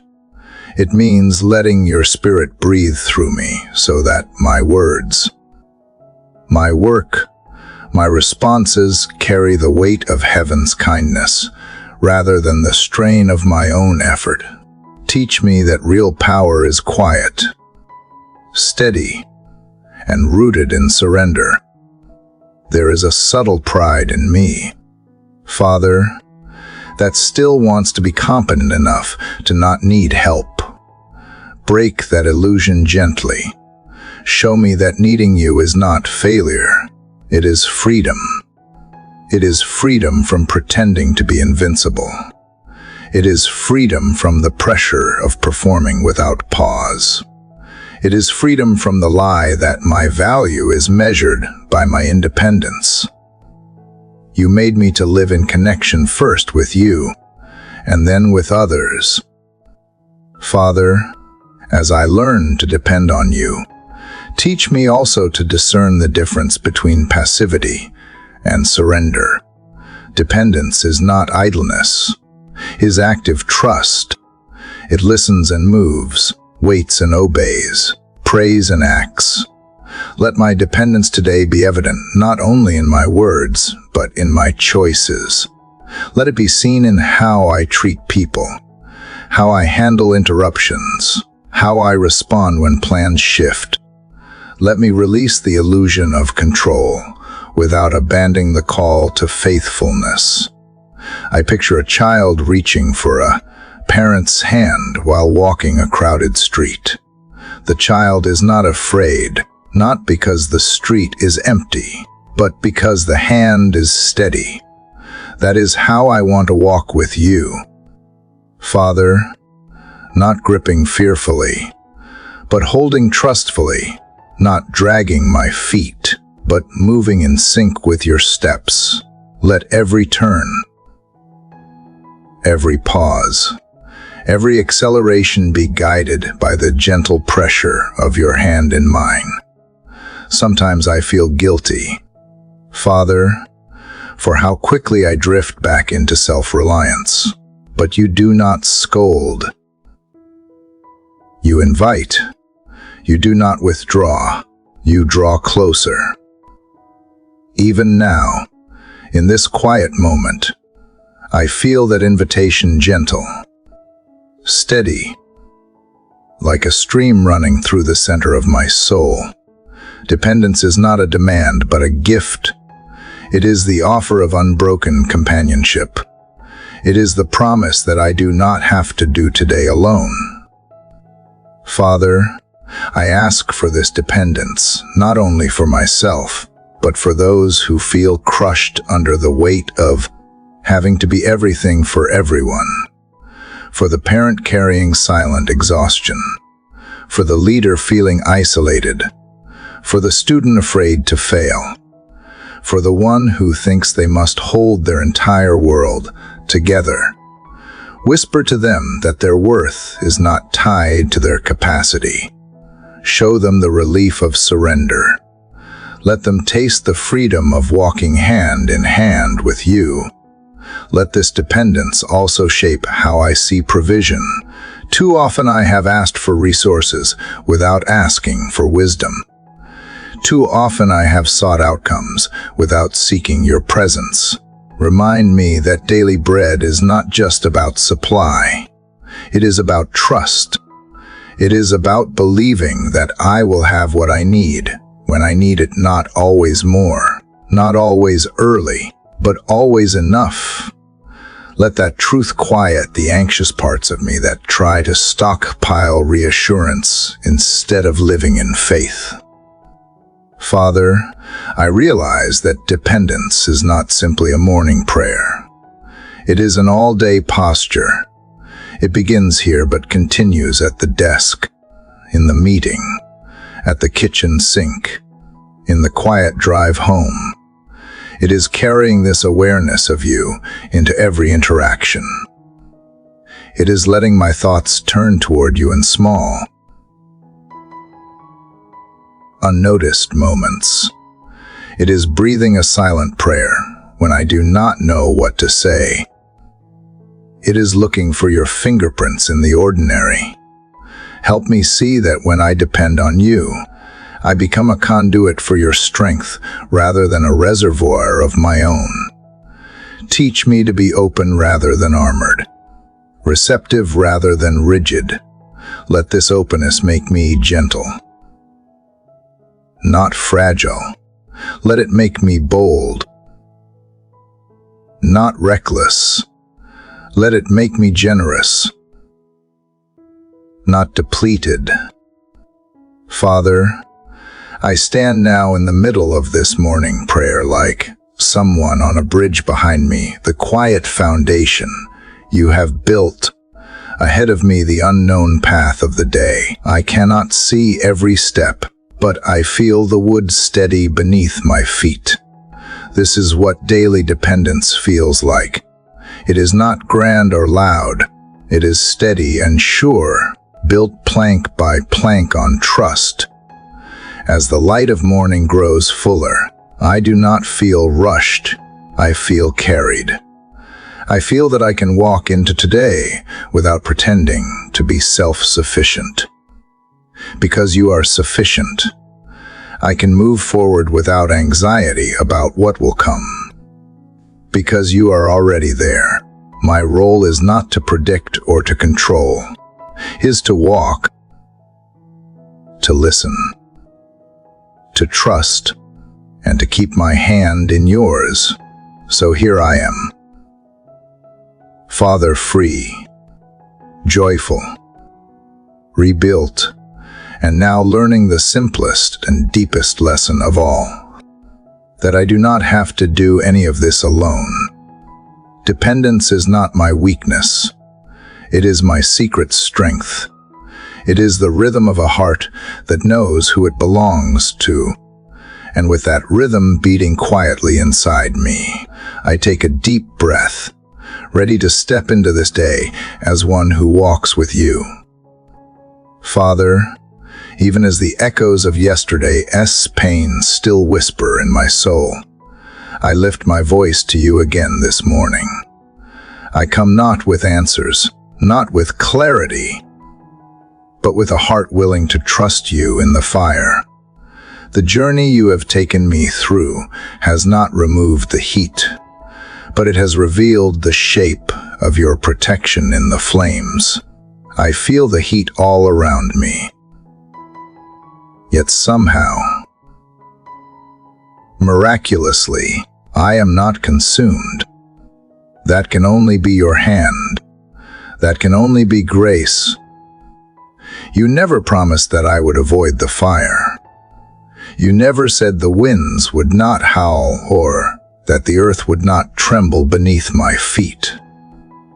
But you have always whispered, again and again, that you would be with me, that you would stand in the fire, that you would cover me like a shield, that you would walk with me through the valley. So I choose to believe that this furnace is not here to destroy me, but to refine me. There were moments I doubted. Father, I won't pretend otherwise. Moments where the darkness grew so thick I could not find my own hands, let alone see a path forward. Nights where the silence was so loud, I wondered if you had turned away. And yet even then, you were there, not with thunder or spectacle, but in the gentle weight of breath still filling my lungs. In the mercy of one more morning, in the resilience I did not know I had until it carried me to another day. This fire has stripped me of many things, false securities, illusions of control, attachments that held me back. And though part of me mourns those losses, another part begins to breathe freer without their weight. I am learning, in this fire, what it means to be light again, what it means to be uncluttered, even in sorrow, what it means to walk with just enough grace for today, just enough peace to sleep, just enough light for the next step. I think about the story of the 3 men in the furnace. Father, the way they were thrown into the blaze, bound and condemned. And yet, when they looked again, there was a 4th man walking with them, and the ropes that bound them were gone. The fire had only burned what needed to fall away. Let that be true of me. Let this heat only consume what was never meant to remain. Let it burn away fear, bitterness, pride, and everything that keeps me from knowing you more intimately. I do not welcome suffering, but I do welcome your nearness in it. I do not seek the flame, but I seek the transformation that comes from knowing you there. Teach me not to resent the trial, but to reframe it, to see it not as a punishment, but as a passage, not as abandonment, but as an invitation into deeper trust. Let my scars become testimonies. Let my weariness become worship. You are the God who reveals himself not only on the mountaintop, but in the furnace, in the flood, in the cave, in the stillness. You are the God who does not flinch at brokenness, who does not back away from pain, who enters the mess and makes it holy. You are not afraid of my fire. You step into it with me, and in that, I find the courage to keep going. So even now, with ashes on my skin and sweat on my brow, I say thank you. Not because this is easy, but because you are faithful. Not because the fire is pleasant, but because it is not final. I am still here. I am still breathing. I am still yours. That is enough. Burn away the lies I have believed for too long, the lies that say I am not enough, that I am too broken, too late, too far gone. Replace them with truth so radiant it silences shame. Replace them with the quiet confidence that I am seen, known, and fiercely loved even in my weakest hour. Father, may I walk through this fire with my head lifted not in pride, but in surrendered trust. May others see me in this and say not how strong I am, but how strong you are. May they see the glow of something eternal in my eyes. May they sense that there is another walking beside me, someone unseen but undeniable. I do not ask to skip the fire. I only ask to know you in it. Let it shape me into someone who radiates hope. Let it break me open so compassion can flow. Let it teach me how to carry peace into every room, even when the heat rises. You are not finished with me. This fire is not my end. It is a chapter, a shaping, a season. And just as gold is refined in heat, so too will you draw beauty from these ashes. I believe that, even when I tremble. I believe, even when my steps falter. I return to that belief again and again. So I surrender this fire to you, not to be extinguished, but to be transformed, not to escape, but to encounter, not to run from, but to walk through one step at a time, hand in hand with the one who never lets go. Father, there are moments when the flames no longer roar, but the silence that follows feels just as consuming. After the fire, after the trembling, after the cries and breakthroughs, comes the hush of quiet that stretches across my thoughts like a heavy sky before the rain. And in this silence, I reach for you again, not out of fear this time, but out of longing, because even in stillness, my soul is not content without you. The fire refined me, yes, but now I find myself standing in the after, where the noise has settled, the battle's paused, and I am left with the question of what comes next. There is no lightning now, no parting seas, no burning bush, only the slow inhale of a quiet morning, the ordinary rhythm of a day beginning. Yet somehow, I know you are here as surely as you were in the fire. The stillness is not empty. I used to fear silence. Father, I mistook it for distance. I assumed if I could not hear your voice thundering through the chaos, you had gone quiet on me. But I see now that silence is not always absence. Sometimes it is your invitation to draw near, to listen deeper, to become aware of the sacred subtlety of your presence. It is in the whisper of breath, the rhythm of my heart, the sunlight resting against the wall, the weight of peace that does not need to announce itself. You are teaching me that not every movement from heaven comes with spectacle. Sometimes it comes in restraint. Sometimes it comes in the steady unfolding of time, the slow shaping of character, the unseen roots stretching beneath the surface. You are working even when nothing moves. You are speaking even when no sound reaches my ears. You are guiding even when I feel still. In this silence, I ask for ears that can hear beyond words. Teach me to be still without being afraid. Help me resist the urge to fill the quiet with noise. Let me not scramble for distractions when what my soul truly craves is communion. May I lean into the hush and let it wash over me until it calms the tremors in my chest. May I stop running long enough to remember that stillness is not weakness, it is where your strength breathes. Even the earth needs its winter. Father, even the trees must shed their leaves to prepare for new life. So I will not curse this season of quiet.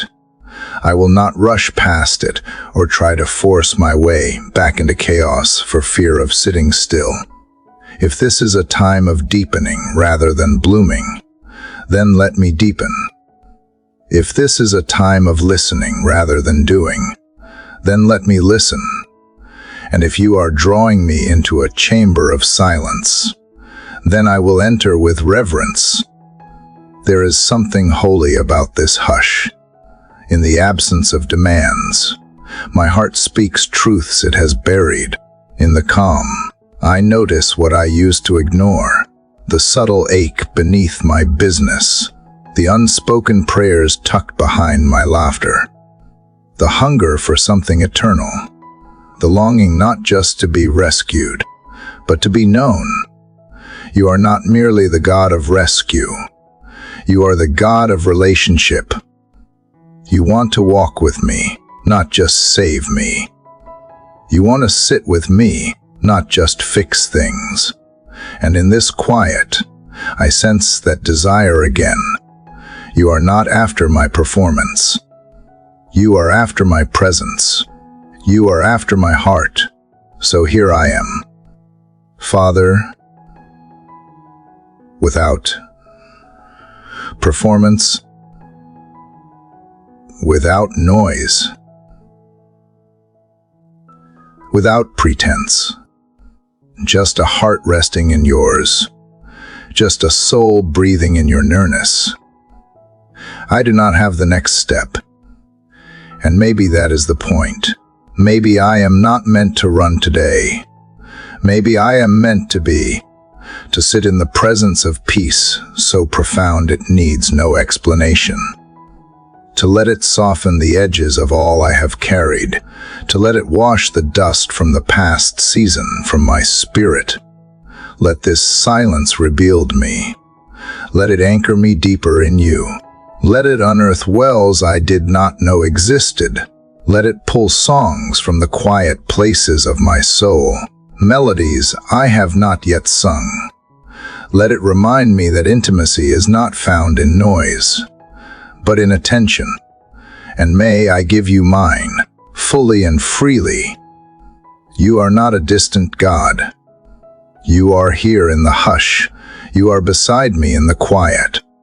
And perhaps the silence is not a lack at all. Perhaps it is fullness too vast to be expressed in words. Perhaps it is the echo of heaven's heartbeat, steady and sure, calling me to synchronize with something eternal. Father, do not let me mistake stillness for stagnation. Do not let me measure your work by visible results. Remind me that roots grow underground, that trust grows in the unseen, that faith is not always loud. Sometimes it is the steady exhale that says, I am held even now. If the fire was for refining, then let the silence be for restoring. Let it bring back what hurry has stolen. Let it mend what chaos tore. Let it whisper truth over every lie that tried to take root. Let it gently untangle my fears, not by force, but by presence. By simply being with you long enough for the noise to die down and for love to rise again. I do not want to rush past this. I do not want to treat silence as a pause between the real parts of life. I want to meet you here. I want to find wonder in the quiet. I want to know what it means to hear the unspoken and to be changed by it. So I will stay a little longer. I will let the silence speak. I will wait without demanding answers. I will sit without begging for change. I will breathe without bracing for impact. Because you are here, and that changes everything. Father, as I lingered in the silence with you, something in me softened.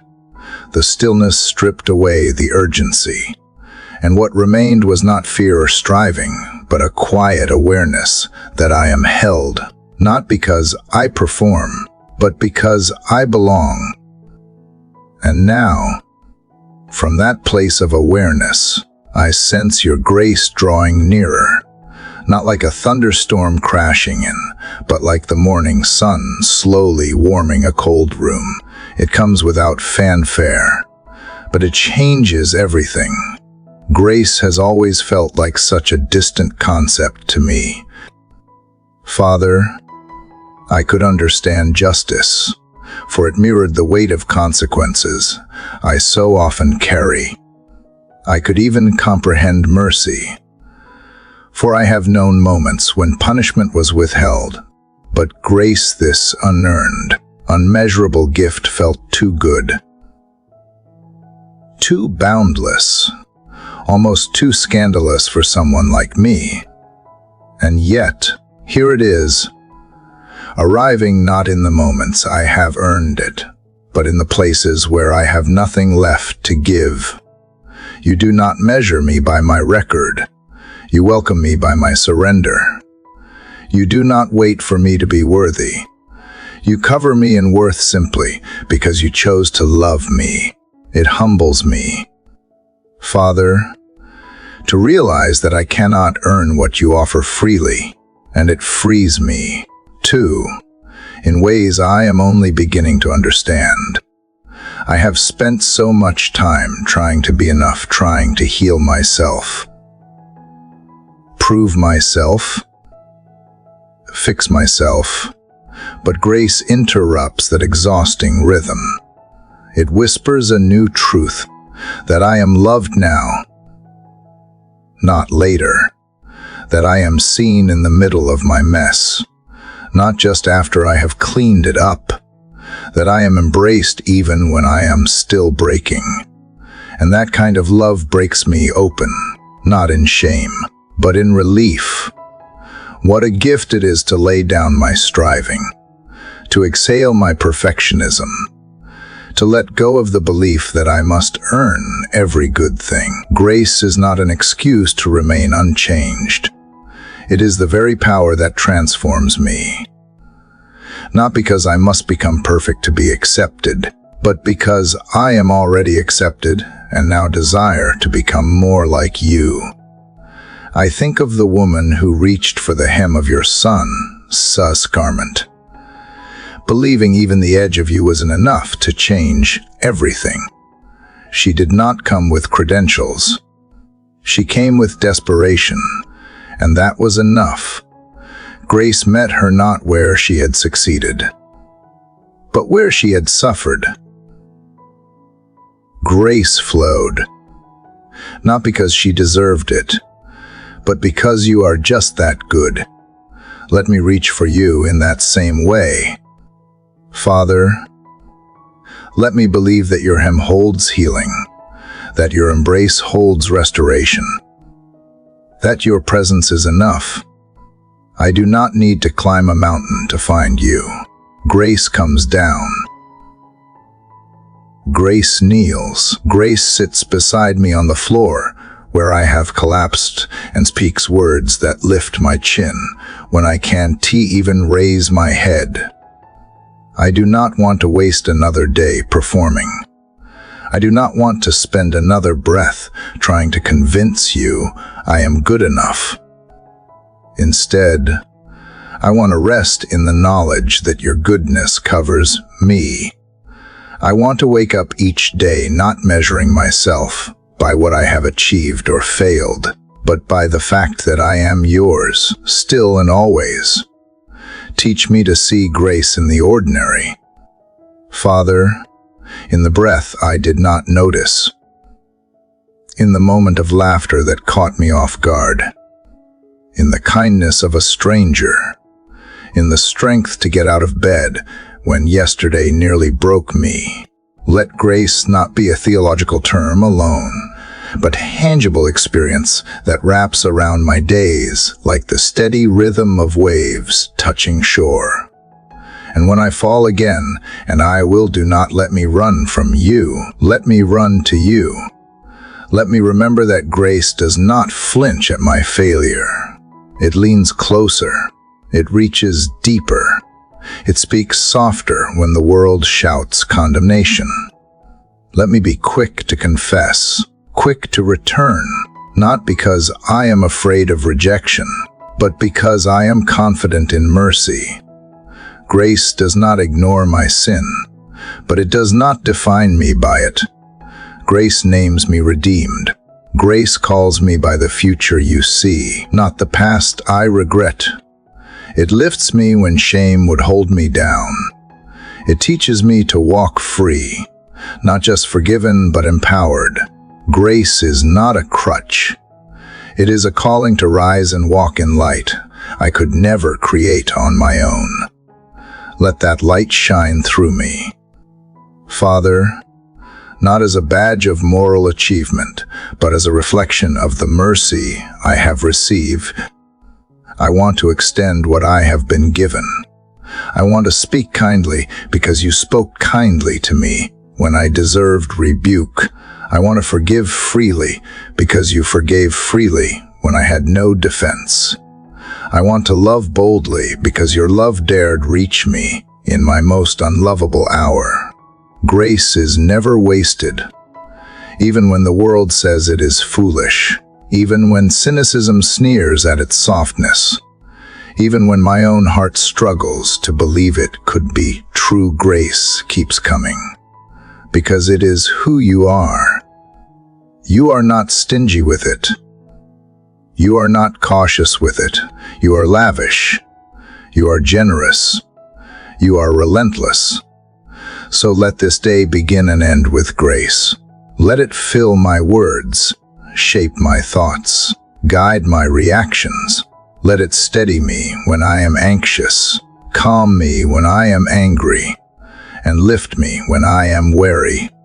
Let it be the default posture of my soul, not just an occasional reminder, but a living reality. Father, thank you for not treating me as my sins deserve. Thank you for not keeping score. Thank you for giving me better than I have earned and more than I have asked. Thank you for grace, the miracle that meets me every morning with arms open wide. Not because I have arrived, but because you have always been waiting. Father, after being wrapped in the gentleness of your grace, how can I not now speak to you of forgiveness, the very path that grace carves open for the soul to walk through? Grace welcomes me home, but forgiveness tears down the walls that kept me outside. And I see now, more clearly than before, that the journey with you is not merely about being healed, but about releasing the hands that once clenched so tightly around pain and memory and grievance. There is something deeply sacred about this moment. Father, for even as I say the word forgiveness, there is a tension that stirs within me, not because I do not believe in it, but because I know how hard it can be to live it, to forgive someone who never apologized, to release the ones who wounded me and walked away, to let go of what was never made right. These are not simple things, and you know that. You understand that forgiveness is not forgetting. It is not pretending. It is a deep surrender of the soul's need for revenge, and its H for justice. But, oh Father, if I am to walk with you in the fullness of freedom, I cannot keep carrying the weight of what others did.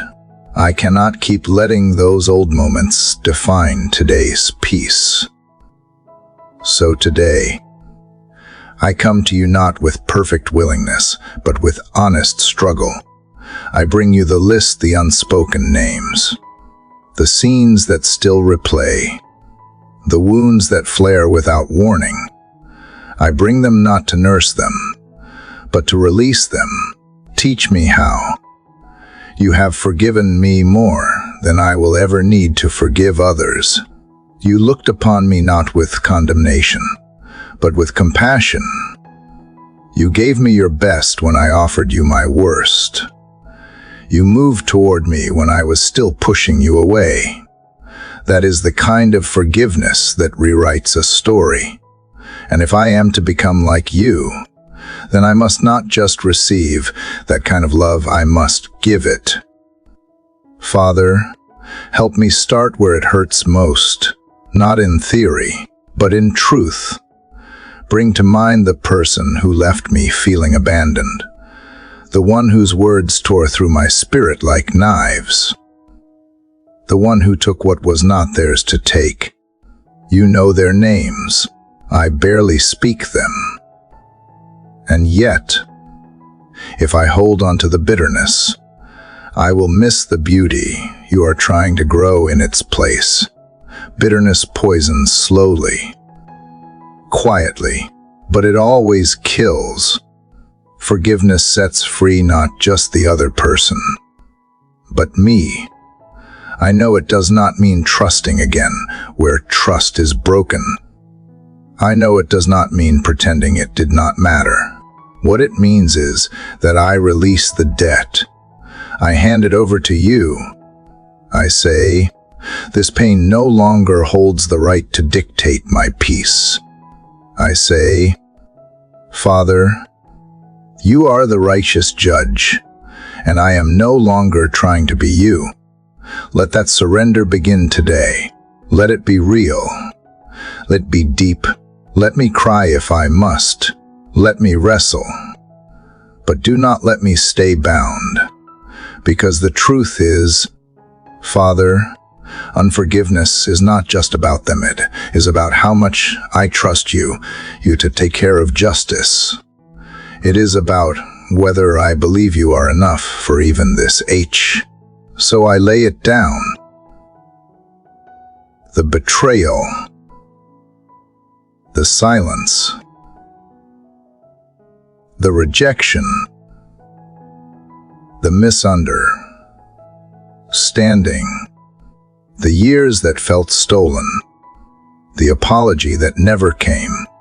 I hand it all to you, not because they deserve it, but because I need it. I need to breathe again. I need to stop bleeding internally from wounds, keep reopening by rehearsing the pain. And yes, Father, I must forgive myself too, for the choices I regret, for the words I wish I could take back, for the moments when I knew better and still did worse. I am sometimes my own harshest critic. I replay my mistakes like a broken record. But that is not your voice. You correct with truth, not shame.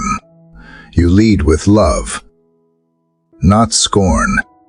So I choose to believe that when you say, I am forgiven, I am fully, forever. Let that forgiveness echo into every corner of my mind. Let it speak louder than the accuser. Let it hush the voice that says, I am not enough. Let it break the chains of condemnation and open the doors of mercy. Let me live not as one who is trying to earn a second chance, but as one who has already been redeemed. And Father, if I must see those who hurt me again, if I cross paths with their eyes or hear their name in a crowded room, help me not to recoil. Help me not to relive the pain, but to remember the freedom. Help me see not their failure, but your faithfulness in how far you have brought me. Let me be a living witness that forgiveness is not weakness. It is power. It is a declaration that I belong to a kingdom not of bitterness, but of healing. Let me be the kind of person who blesses instead of curses, who prays for those who hurt me, not with resentment, but with genuine release, who hopes for their transformation, even if I never see it, because that is what you have done for me. Let this become a rhythm in me. Father, a way of breathing, a lifestyle, not just a one-time decision, but a constant posture of open hands. I want to be quick to forgive, not because it is easy, but because it is freedom. I want forgiveness to be my default, not my exception. I want to live light, unburdened, unchained. Forgive us our trespasses, as we forgive those who trespass against us. It is not a line in a prayer. It is a daily invitation, a holy reckoning, a divine exchange. You gave everything to secure my forgiveness. Let me not withhold from others what cost you so much to give to me. Father, I may never forget, but I can forgive, and in doing so, I refuse to be a prisoner of my past. I choose the path of peace. I choose the way of love. I choose the lightness of mercy. I choose you. Father, as I breathe in the stillness that forgiveness leaves behind, I sense another invitation rising in my spirit, the call to enter the deeper work of healing. Letting go of the pain was one step, but now I must face the broken pieces left in its wake. You are not just the one who forgives. You are the one who restores. And while forgiveness was the door, healing is the room you are gently leading me into. I do not pretend to know all the ways I am still wounded. Some of my injuries have been buried beneath years of coping. Others are fresh, raw, and demanding to be felt. I have learned how to function while fractured, how to smile while bleeding, how to move forward while something inside me stood still. But you, Father, are not content with partial wholeness. You desire nothing less than full restoration. So here I am, open and willing, even if uncertain of how this healing will unfold. Let me start by admitting the truth: I need healing, not just physical, but emotional, mental, even spiritual, the kind that reaches into the layers I have kept hidden, the stories I have told myself to avoid the pain, the self-protections that now feel like prisons. I confess I have minimized my need, compared my wounds to others, told myself to be stronger, faster, quieter. But you are not comparing me to anyone. You are meeting me where I am, not where I think I should be. You are the God who binds up the brokenhearted. And I am learning that healing is not always instant. Sometimes it is slow, like the mending of a torn fabric. Sometimes it is quiet, like light seeping under a closed door. And sometimes it is disruptive, like the breaking of old habits or the confrontation of long-denied pain. But no matter how it comes, I trust that if it is from you, it will be good. Father, heal my memories, the ones that revisit me without warning, the ones that make me flinch at kindness or brace for rejection, the ones that told me I was unworthy, unlovable, or beyond repair. Replace them with your truth, not just words I recite, but truths I live and breathe. Let your voice be louder than the echo of every painful moment. Let your presence saturate those places so deeply that even my past begins to testify of hope. Heal the way I see myself. I have picked up labels that were never mine to carry. I have allowed failure to define my worth and rejection to shape my identity. But you, Father, call me beloved. You see beauty where I see brokenness. You see potential where I see only mess. Let me begin to see myself through your eyes, through the lens of grace, not shame. Help me shed the false names I have worn and stand in the name you have given me chosen. Restored, redeemed, heal my relationships, the ones that are strained, silent, or severed. Teach me how to hold space for reconciliation without forcing it. Give me courage to have hard conversations when needed, and wisdom to know when silence is holy. Show me how to love without losing myself, how to stay soft without being trampled, how to trust again without being naive. Let your spirit be the bridge between hearts that no longer know how to meet. Father, I ask you to heal my expectations, the dreams that did not come true, the prayers that seemed unanswered, the plans that fell apart. I have grieved silently for things I never named, losses that others could not see, disappointments I did not even know how to articulate. But you saw every tear I could not cry. You heard the silence in my heart, and you never mocked my mourning. Instead, you sat with me in it. Let this healing not just patch the cracks, but renew the foundation. I do not want to simply return to who I was before the pain. I want to become someone new,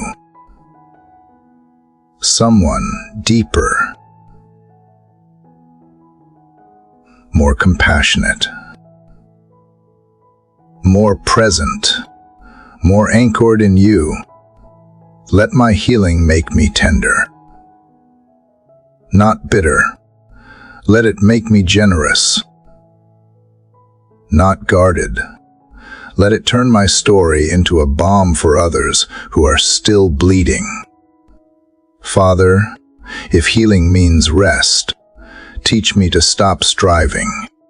If healing means slowing down, teach me that productivity is not the measure of value. If healing means revisiting the pain, walk with me through it. I do not need to rush this process. I just need to know I am not alone in it. And I am not, because you are here, holding the pieces I am too afraid to pick up myself. Show me the joy of small victories, the moments I did not spiral, the nights I slept peacefully, the times I set a boundary, the days I chose grace over anger, the quiet inner shifts that no one applauds but you notice. Remind me that healing is often invisible until suddenly it is undeniable. I do not know what scars I will carry or what stories I will tell in the end, but I know that healing is not about erasing the pain. It is about transforming it. And you, Father, are the master of transformation. You turned the cross into resurrection, You turn death into life. Turn my brokenness into testimony. Turn my mourning into dancing, even if my steps are slow and unsure. Let this not be a temporary comfort, but a permanent shift. Let healing become my new rhythm, my new posture, my new lens for life. Let me be so filled with your peace that others feel safe around me. Let my healing bring healing to my family, my friendships, my future, and let the work you begin in me continue until it becomes a garden where others find rest. Thank you for not rushing me. Thank you for not condemning me for needing this. Thank you for being the kind of father who heals gently, thoroughly, and beautifully. I yield to the process. I embrace the journey. I welcome the work of your hands in the deepest parts of my soul. Father, as the winds of change continue to brush against the corners of my soul, I sit with this quiet ache inside, and I bring it to you, because the more I walk this journey, the more I realize that strength is not always found in clinging tightly, but in surrendering gently. And after yesterday's longing to grow, to rise beyond the limitations I once wore like armor, I now find myself face to face with a deeper invitation to let go. Let go of what weighs heavy. Let go of the things I keep trying to fix. Let go of who I thought I had to be. And Father, I won't pretend this is easy. My hands tremble. My heart races. My memories shout their protests. But still, something in me knows you are calling me to trust you deeper, not just in the waiting, but in the releasing. I look around and see so many holding on to the very things that break them, out of fear that if they loosen their grip, everything will fall apart. We hold on to guilt, regret, broken relationship, unmet expectations, even roles that no longer fit who we are becoming. And yet you whisper not commands, but quiet courage. You invite us to release not into chaos, but into your care. That is the difference. We are not throwing away. We are handing over. We are not giving up. We are giving in to you, to the one who knows the full picture, when we can only see the fractured frame. So, Father, help me unclench my fists today. Help me notice what I have been dragging behind me like old chains, and have the humility to lay them down. Whether it is a story I keep replaying, a wound I have not forgiven, a role I feel pressured to keep up, or a dream that no longer brings life, if it no longer carries your breath. Give me the courage to let it go, not in despair, but in trust, because what you hold is always safer than what I carry alone. I think of those who fear letting go because it feels like failure. They think release means weakness. But you, Father, see surrender as sacred. You showed it yourself. You became the very image of letting go, of leaving glory to walk among pain, of laying down power to lift up the broken. If you, in your perfect love, chose surrender as a pathway to resurrection, then perhaps the things I release are not lost, but simply being prepared for new life. Teach me that. Let that become more than words in my head. Make it a knowing in my bones. Some days, I imagine what my life would feel like if I truly let go of everything that no longer serves me. The heaviness would lift, the pace would slow, the joy would return, maybe not all at once, but enough to remember who I really am beneath the striving. And perhaps that is the true miracle, not that everything changes outside, but that something softens within. A gentler voice, a lighter breath, a heart no longer at war with itself. Isn't that what you promised? Father, that you would give rest to the weary and lift the burdens we were never meant to carry. So I come to you now, not with a list of things to do, but with a longing to undo, to unravel the tight knots I have tied, to tear down the walls I built in fear, to give you access not just to my prayers, but to my patterns, because that is where the real letting go lives, in the daily choices, the whispered thoughts, the hidden places I have kept closed for too long. I want you there. I want you in the very places I once tried to protect from even you, because now I see you never came to take away my freedom, but to show me what true freedom really is. Father, I think of the ones listening now who are holding something so tight they have forgotten what peace feels like. Maybe it is a past they keep revisiting. Maybe it is someone they love who want to change. Maybe it is an identity tied to performance. Or maybe it is pain so old they do not even know what life without it would look like. For each of them, I ask you to move gently, to show them how safe it is to release, not all at once, not with shame, but one layer at a time, like a leaf falling into the river, carried not by force but by flow. Be their river. Father, let them trust the current of your grace. And for myself, I release again. Even as I write, I let go of the pressure to be perfect. I let go of trying to impress you with polished prayers. I let go of needing answers.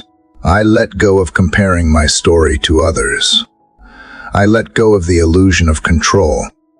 I let go of the fear if I do not hold everything together, everything will fall apart.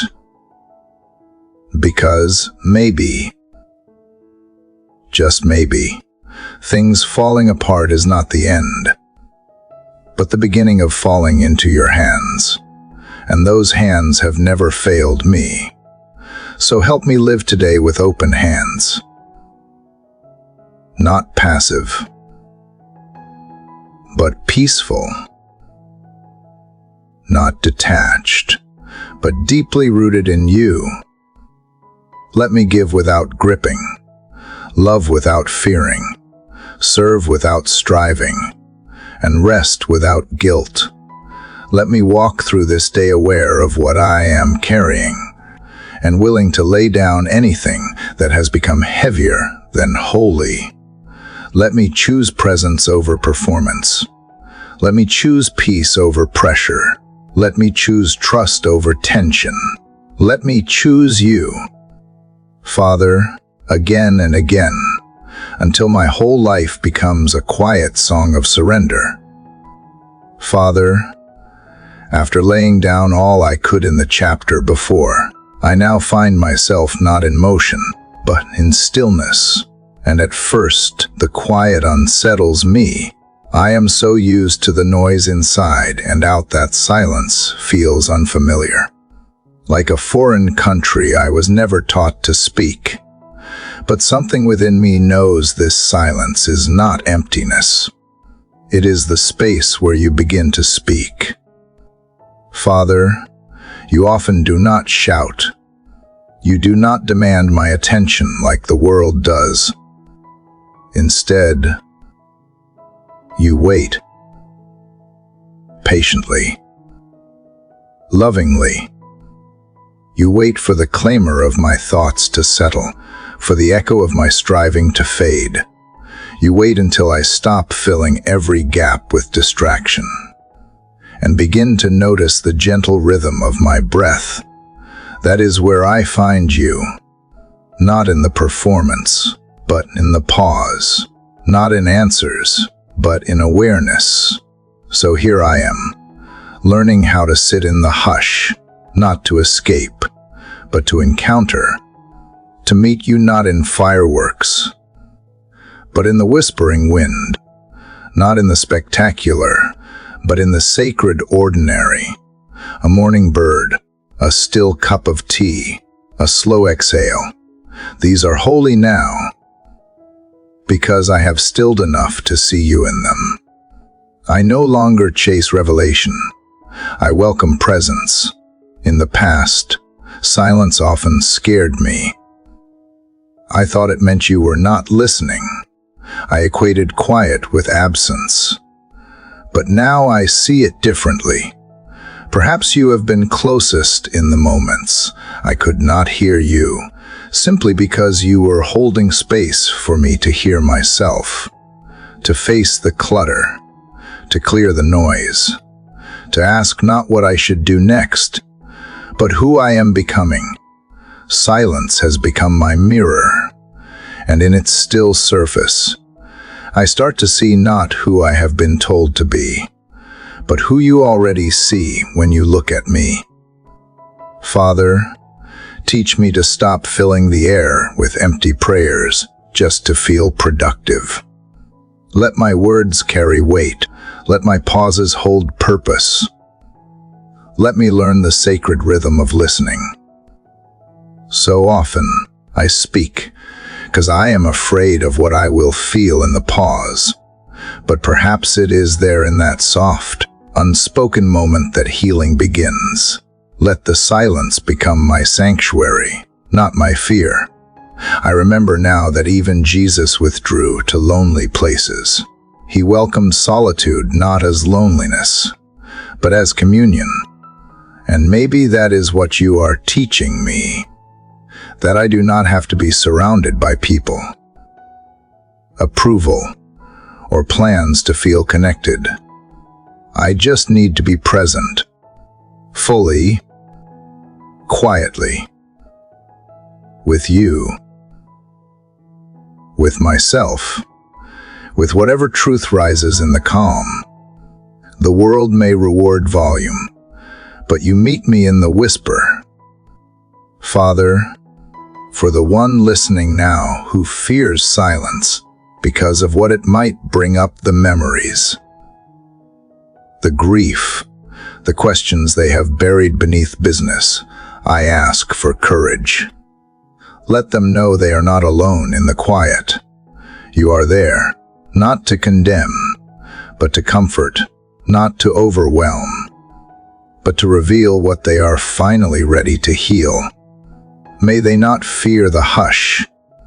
May they find you in it. And when the silence stretches longer than expected, when prayers seem to return unanswered, remind me that delay is not denial, that sometimes you are working deepest in the soil of my soul, where roots grow in the dark, unseen. Let me not rush out of the waiting. Let me sit, breathe, notice. Let me practice trust not by doing more, but by resisting the urge to fill every void with noise. I want to become a person who does not fear the quiet moments, one who walks through their day with enough space between thoughts to hear your nudges, one who listens more than lectures, who pauses before reacting, who knows that your voice is often softer than the wind and lighter than breath, and yet more powerful than anything this world can shout.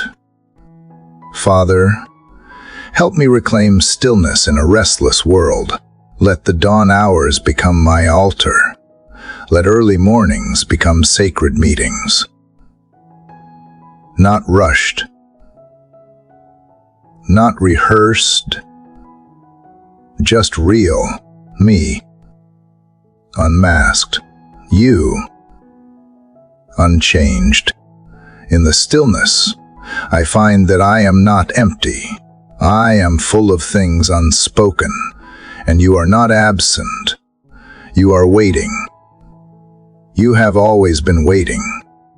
And as I learn to embrace this silence, let it reshape me. Let it teach me patience. Let it deepen my discernment. Let it soften my heart. Let it cleanse my mind.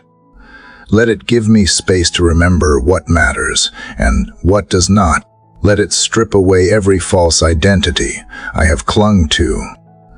Let it fill me with a peace that does not make sense, but refuses to leave. Even now, Father, I feel a quiet strength building in this soft place. Not the strength of noise or assertion, but the deep, rooted strength of peace. I feel held, not by answers, but by presence, not by clarity, but by calm. I no longer need to explain everything. I just need to remain here, open, willing to hear whatever you choose to whisper next.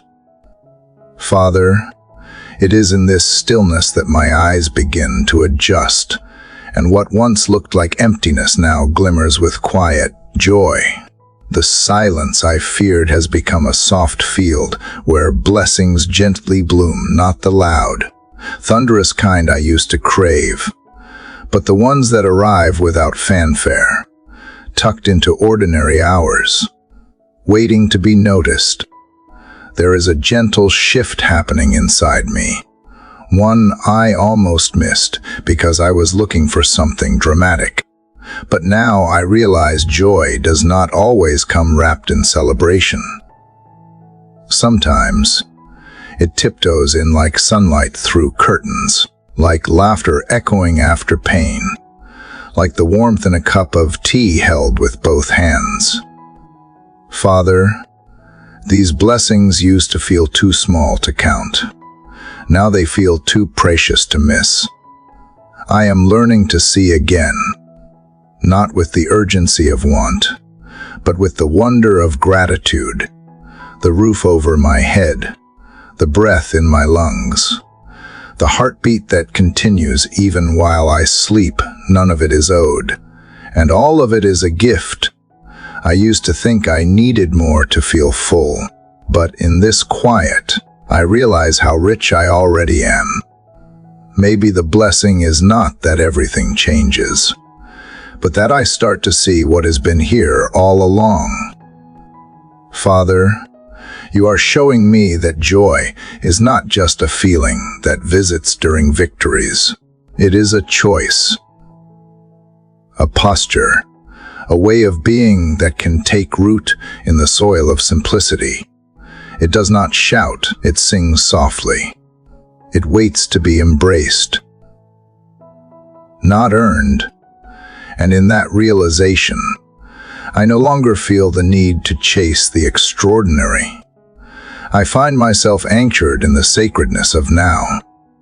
There is a joy that rises not from everything being right, but from knowing that you are present even when things are wrong. A joy that says, I may not have what I want, but I have what I need. A joy that steadies me when the world around me shakes. It does not depend on outcomes. It flows from presence. Yours, mine. Together. Father, for so long I measured blessings by breakthroughs, new jobs, answered prayers, restored relationships. But now, I am discovering the blessings in what does not shift, in the constancy of your love, in the patience of your silence, in the mercy that meets me again this morning without asking for credentials. These are the blessings that do not expire.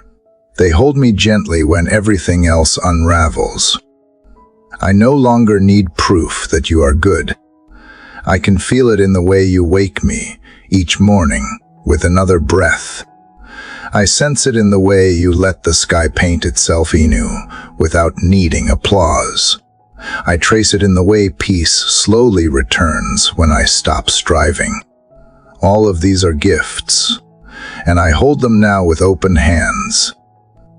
Father, help me become a person who rejoices not only when life shouts yes, but when it whispers wait, when it sighs maybe, when it breathes not yet.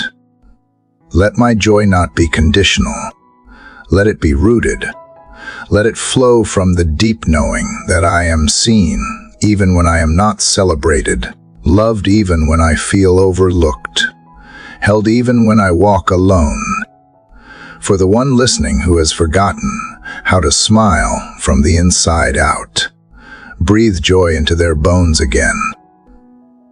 Let them remember the sound of their own laughter. Let their heaviness be lifted, not by changing their situation, but by changing how they see it. Let light find them in the smallest ways: a text from a friend, the scent of rain, the flicker of a candle, and let those tiny sparks become fire again.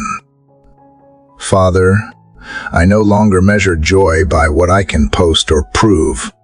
I measure it by how deeply I can feel without fear, how honestly I can live without masks, how simply I can show up without needing to impress.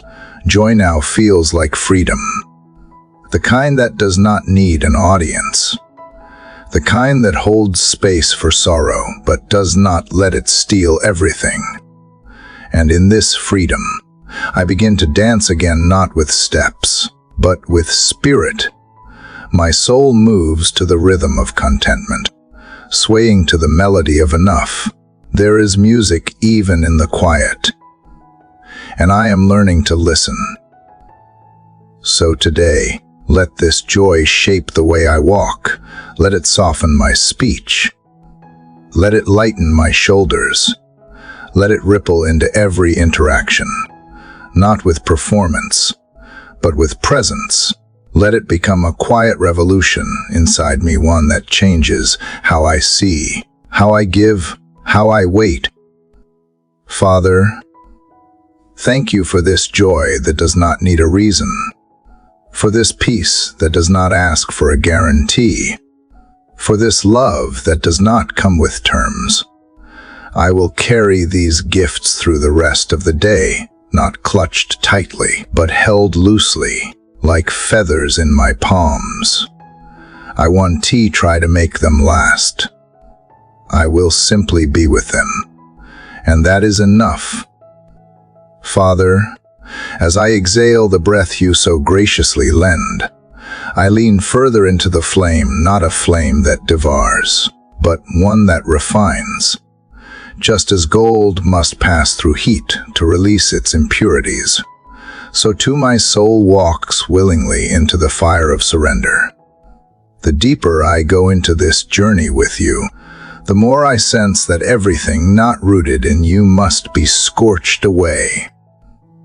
And though my heart trembles at what might be lost, I am learning to trust that what remains will shine brighter and truer than ever before.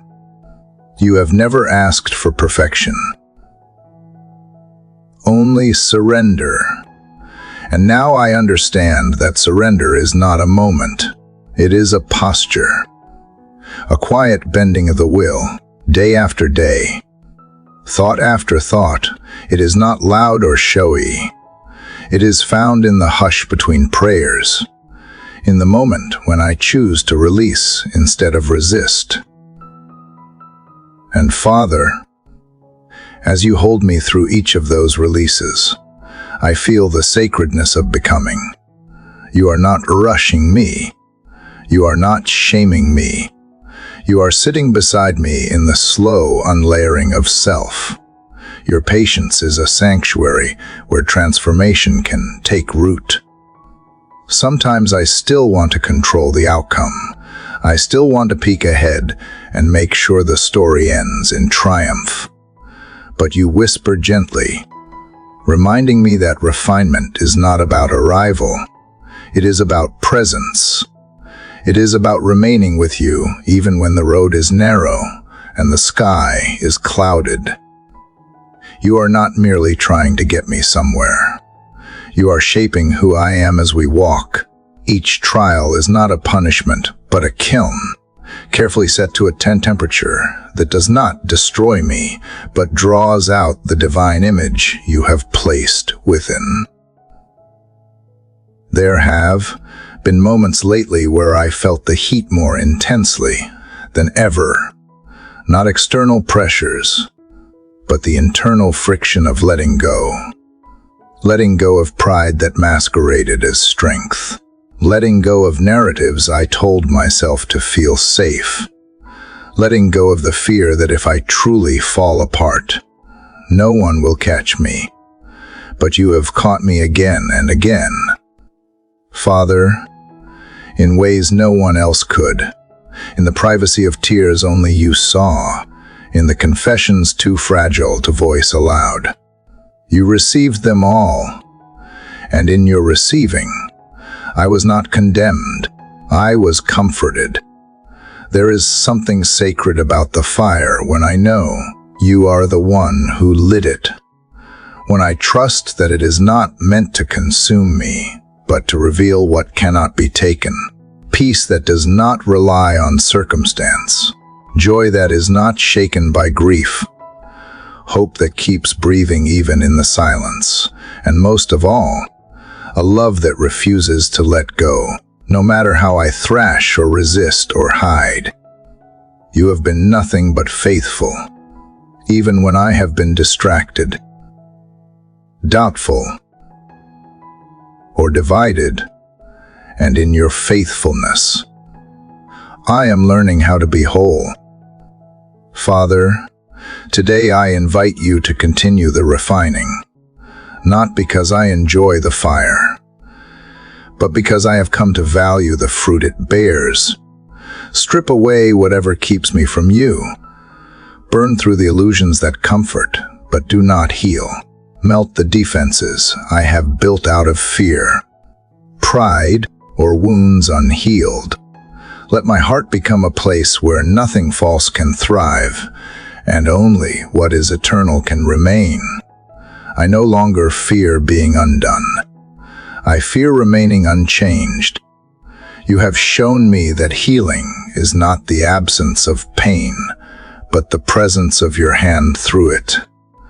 That growth is not about avoiding the dark, but learning how to walk through it holding your light. That holiness is not about rules, but about being set apart by love. I want to be set apart, not in a way that separates me from others, but in a way that anchors me so deeply in you that I carry your presence wherever I go. A walking testimony, a quiet witness, a living prayer. Even now, I feel you drawing out the gold from the ashes. The parts of me that once crumbled now becoming the foundation for new strength. The wounds that blood now weeping with compassion for others. The failures I buried now becoming seeds for wisdom. You waste nothing. Father, not a single tear, not a single stumble, all is gathered, redeemed, and woven into something more beautiful than I can understand. And in that knowing, I rest. So refine me, God of fire and gentleness. Make me radiant with the glow of one who has been in your presence. Let my life be less about being seen and more about seeing others through your eyes. Let me carry the scent of mercy, the tone of grace, the imprint of peace. I want to emerge from this fire not only purified, but passionate, not only emptied of pride, but overflowing with your purpose, not only less of me, but more of you. This is the longing that rises with the morning, not for ease, but for meaning, not for answers, but for nearness, not for escape, but for endurance. And in that holy exchange, I discover the miracle that the more I give up, the more I gain. The more I die to what is false, the more I awaken to what is eternal. And the more I surrender, the more I am set free. Father, I come again into this sacred stillness, where the air is thick with your nearness, and my soul unclenches one breath at a time, the H's I have carried for so long, those quiet shadows that linger even when the sun rises, begin to feel lighter, not because the pain is gone entirely, but because you are here in it. Healing is not always loud, not always immediate, not always wrapped in miracles that flash and vanish. Sometimes, healing is the slow unraveling of fear, the steady unwinding of lies I once believed about myself, and in this place, I no longer strive to be fixed. I simply ask to be held. The wounds I bring to you today are not only the others inflicted upon me. Some were carved by my own hands, shaped by choices made in weakness, in longing, in loneliness. Yet even here, I do not sense your condemnation. I feel only your hands, warm and weathered by compassion, gently pressing into the bruised places of my heart, not to make them disappear, but to make them matter. You are the Father who does not flinch at my scars. You trace them like stories and whisper, I was there too. And so, I stop pretending that I am further along than I am. I do not wrap bandages around my truth. I bring you the raw edges, the fresh tears, the moments when I smile in public and shatter in private. I bring you the moments I hid behind strength, because I thought weakness would disqualify me from your nearness, but now I know it is the cracks you pour into, not the polished masks I wear. And I see it now, healing is not something I earn. It is something I open to. It is not about becoming someone new, but remembering who I was before the breaks. Father, you are not rushing me. I feel that. You are not impatient with my pace. You are not disappointed when I weep over the same H again. You are the shepherd who stays when the sheep limp. You are the gardener who waits for the seed that sleeps. You are the potter who shapes even the shattered clay. And in this gentle persistence of yours, I begin to believe that I am not a project. I am a beloved work of art in progress, worthy of patience, worthy of time. Today, ask not for a finish line, but for your hand in mine through every step. Let me see the holiness in my small victories, the mornings I rise despite the heaviness, the days I show up when hiding feels easier, the nights I whisper hope into the silence. These are miracles too, are not they? Not flashy, but faithful, not lightning bolts, but lanterns. Not loud deliverance, but quiet restoration. And when the old thoughts return, the ones that say, I am too broken, too late, too far, I will return to this moment. I will remember this whisper, that you are still healing me, not in spite of my mess, but through it, that you are not waiting at the end of my process, but sitting beside me in it. That grace is not a reward for perfection, but a companion for the journey.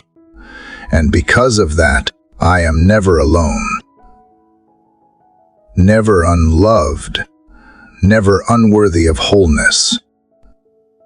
So, Father, Let my healing not be a private victory, but a public testimony of your gentleness.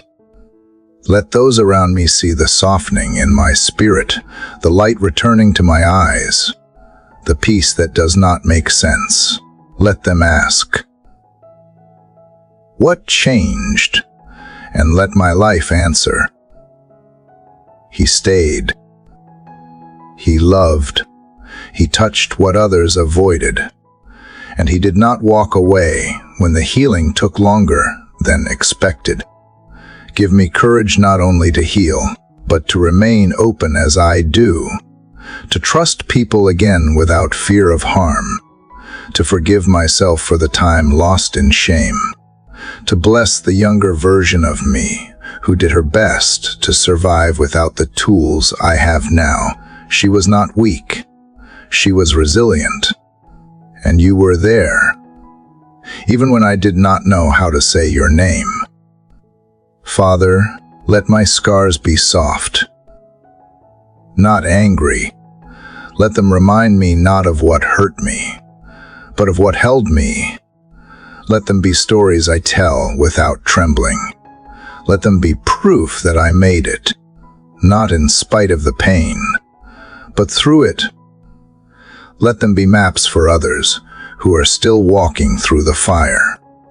Let them be holy ground, where others can see the imprint of your mercy. And if ever I am tempted to believe the lie that I have not changed, remind me of this. Healing rarely feels like transformation from the inside.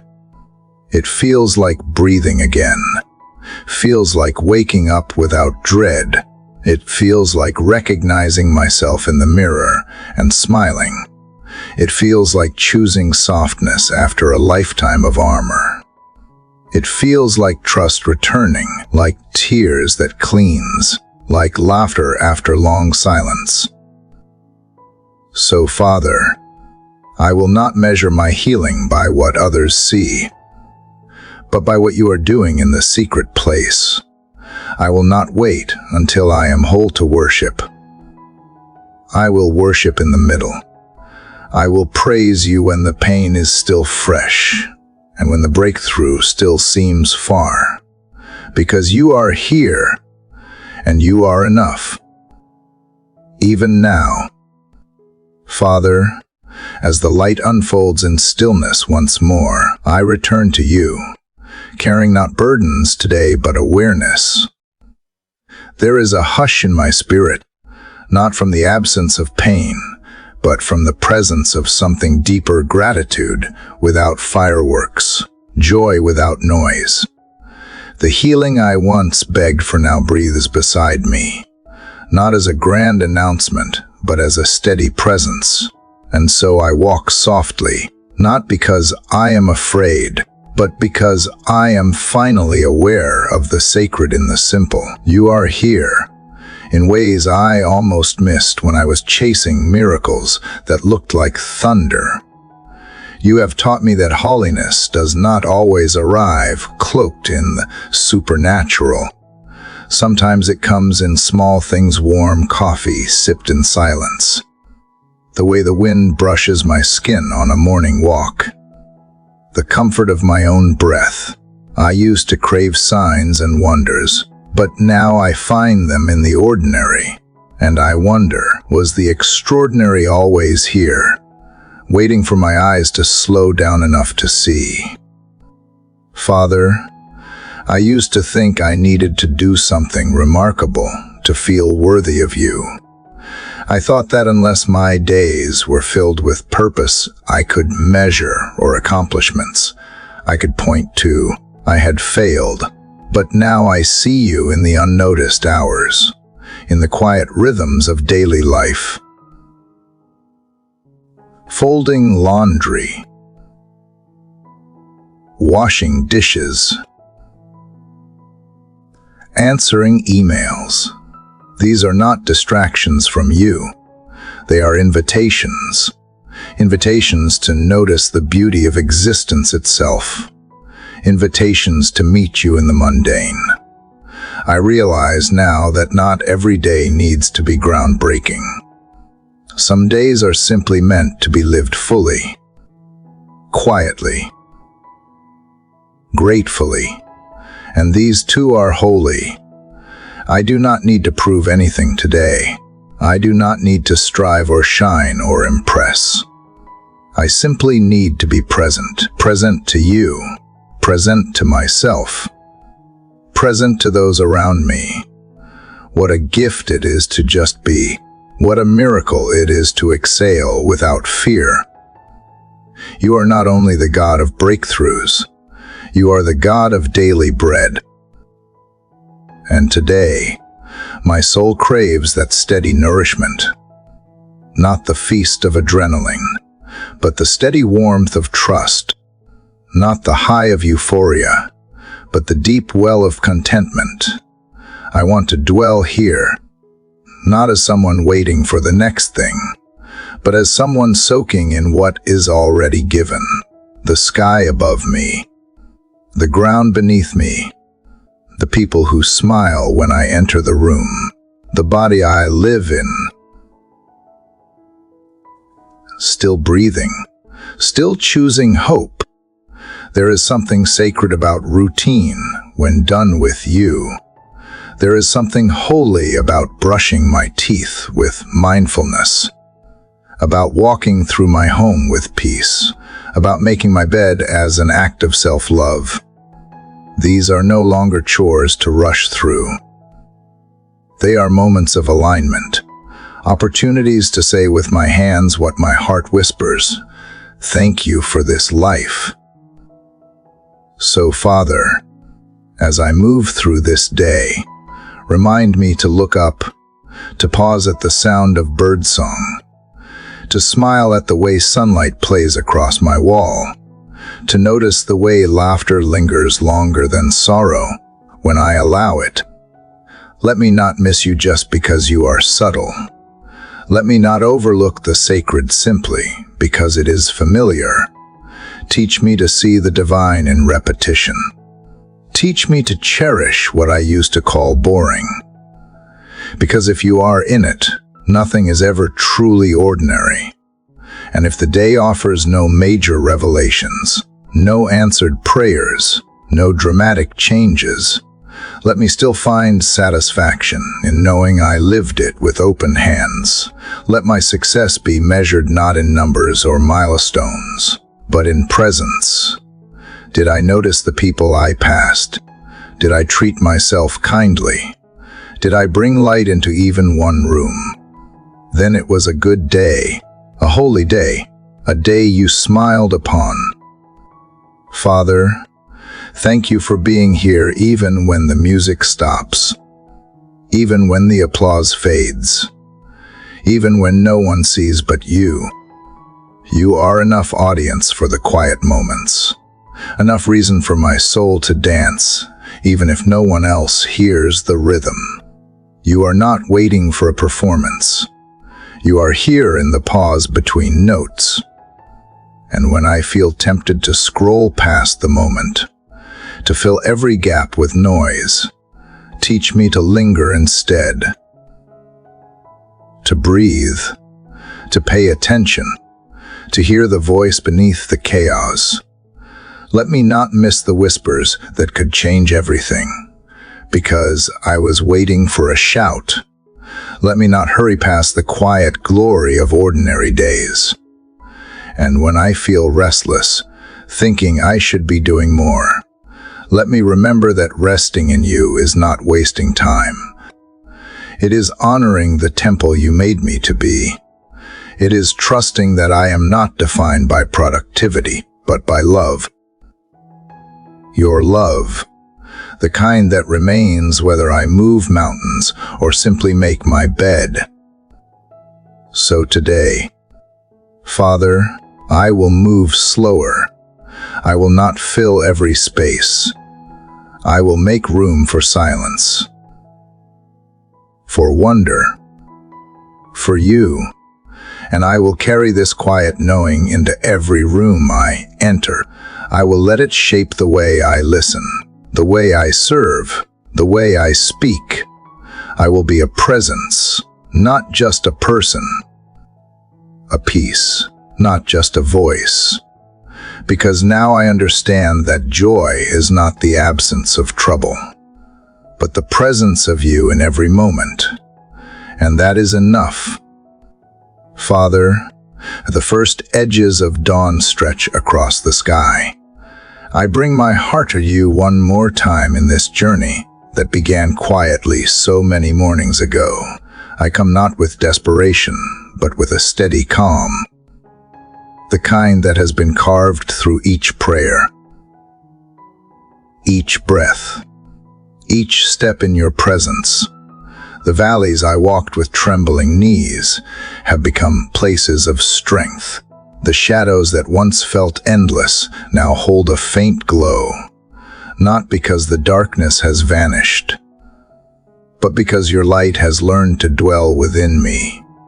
In this moment, I am not closing a chapter. I am stepping across a threshold into a life that pulses with nearness in ways I could never have imagined when I first began. Father, through these mornings you have taught me that faith is not a sprint toward answers, but a long walk of trust.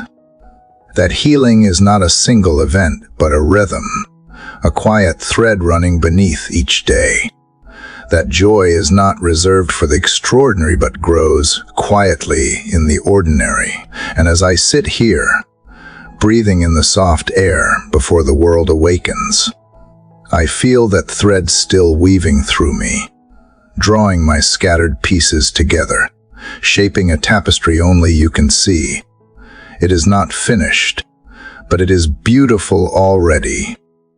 I thank you for the patience that has met me at every stumble, for the gentleness has replaced the harshness in my thoughts, for the courage that now rises where fear once ruled, for the grace that held me when I could not hold myself. You have not been distant.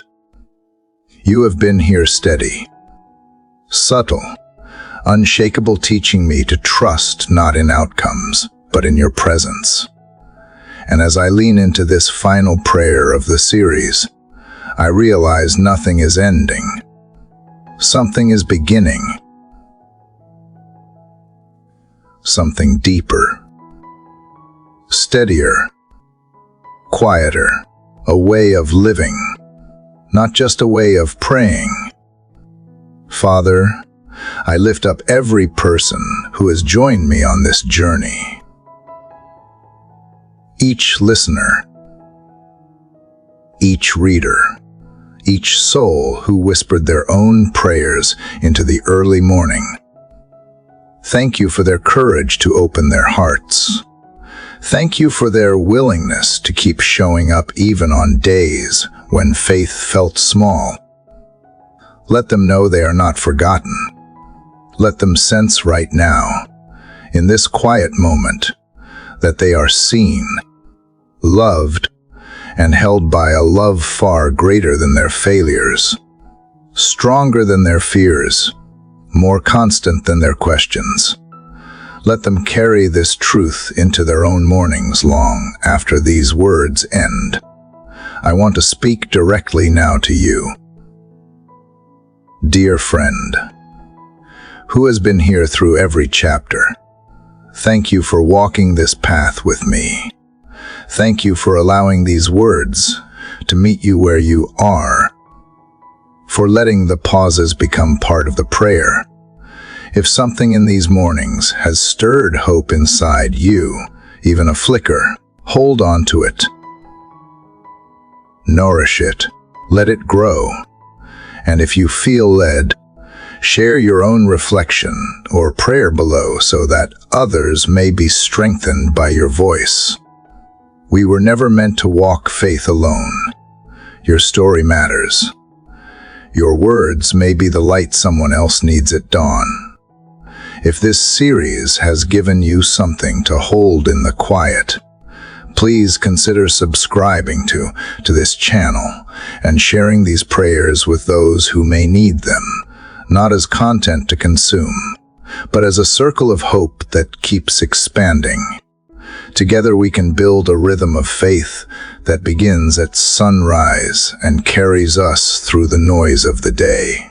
A rhythm that reminds us to return, to breathe, to listen. Each morning another chance to lean into grace, to choose trust again, to discover joy hidden in plain sight. And now, Father, as the final lines of this chapter settle on my tongue, I feel no need for closure, only a deep openness, only gratitude for what has been planted and what will grow in ways unseen. I release these words like seeds into the hearts that receive them. I ask that you water them with your kindness and let them bear fruit in their own time. I ask that you keep teaching us to pray not as an event, but as a way of being, to meet you not only at dawn, but in the hum of midday, in the quiet of night, in the places where no one claps, but heaven leans close. The sky outside my window is changing now. Darkness thins to silver, silver warms to gold. The first light glides over rooftops like a hand smoothing rumpled cloth. Somewhere a breeze stirs, soft and cool against my skin, carrying the scent of morning and the sound of possibility. It is gentle, it is quiet, it is full of promise, and as it brushes across my face, I realize this is how hope arrives, not as a shout, but as a sunrise. Not as an ending, but as a beginning.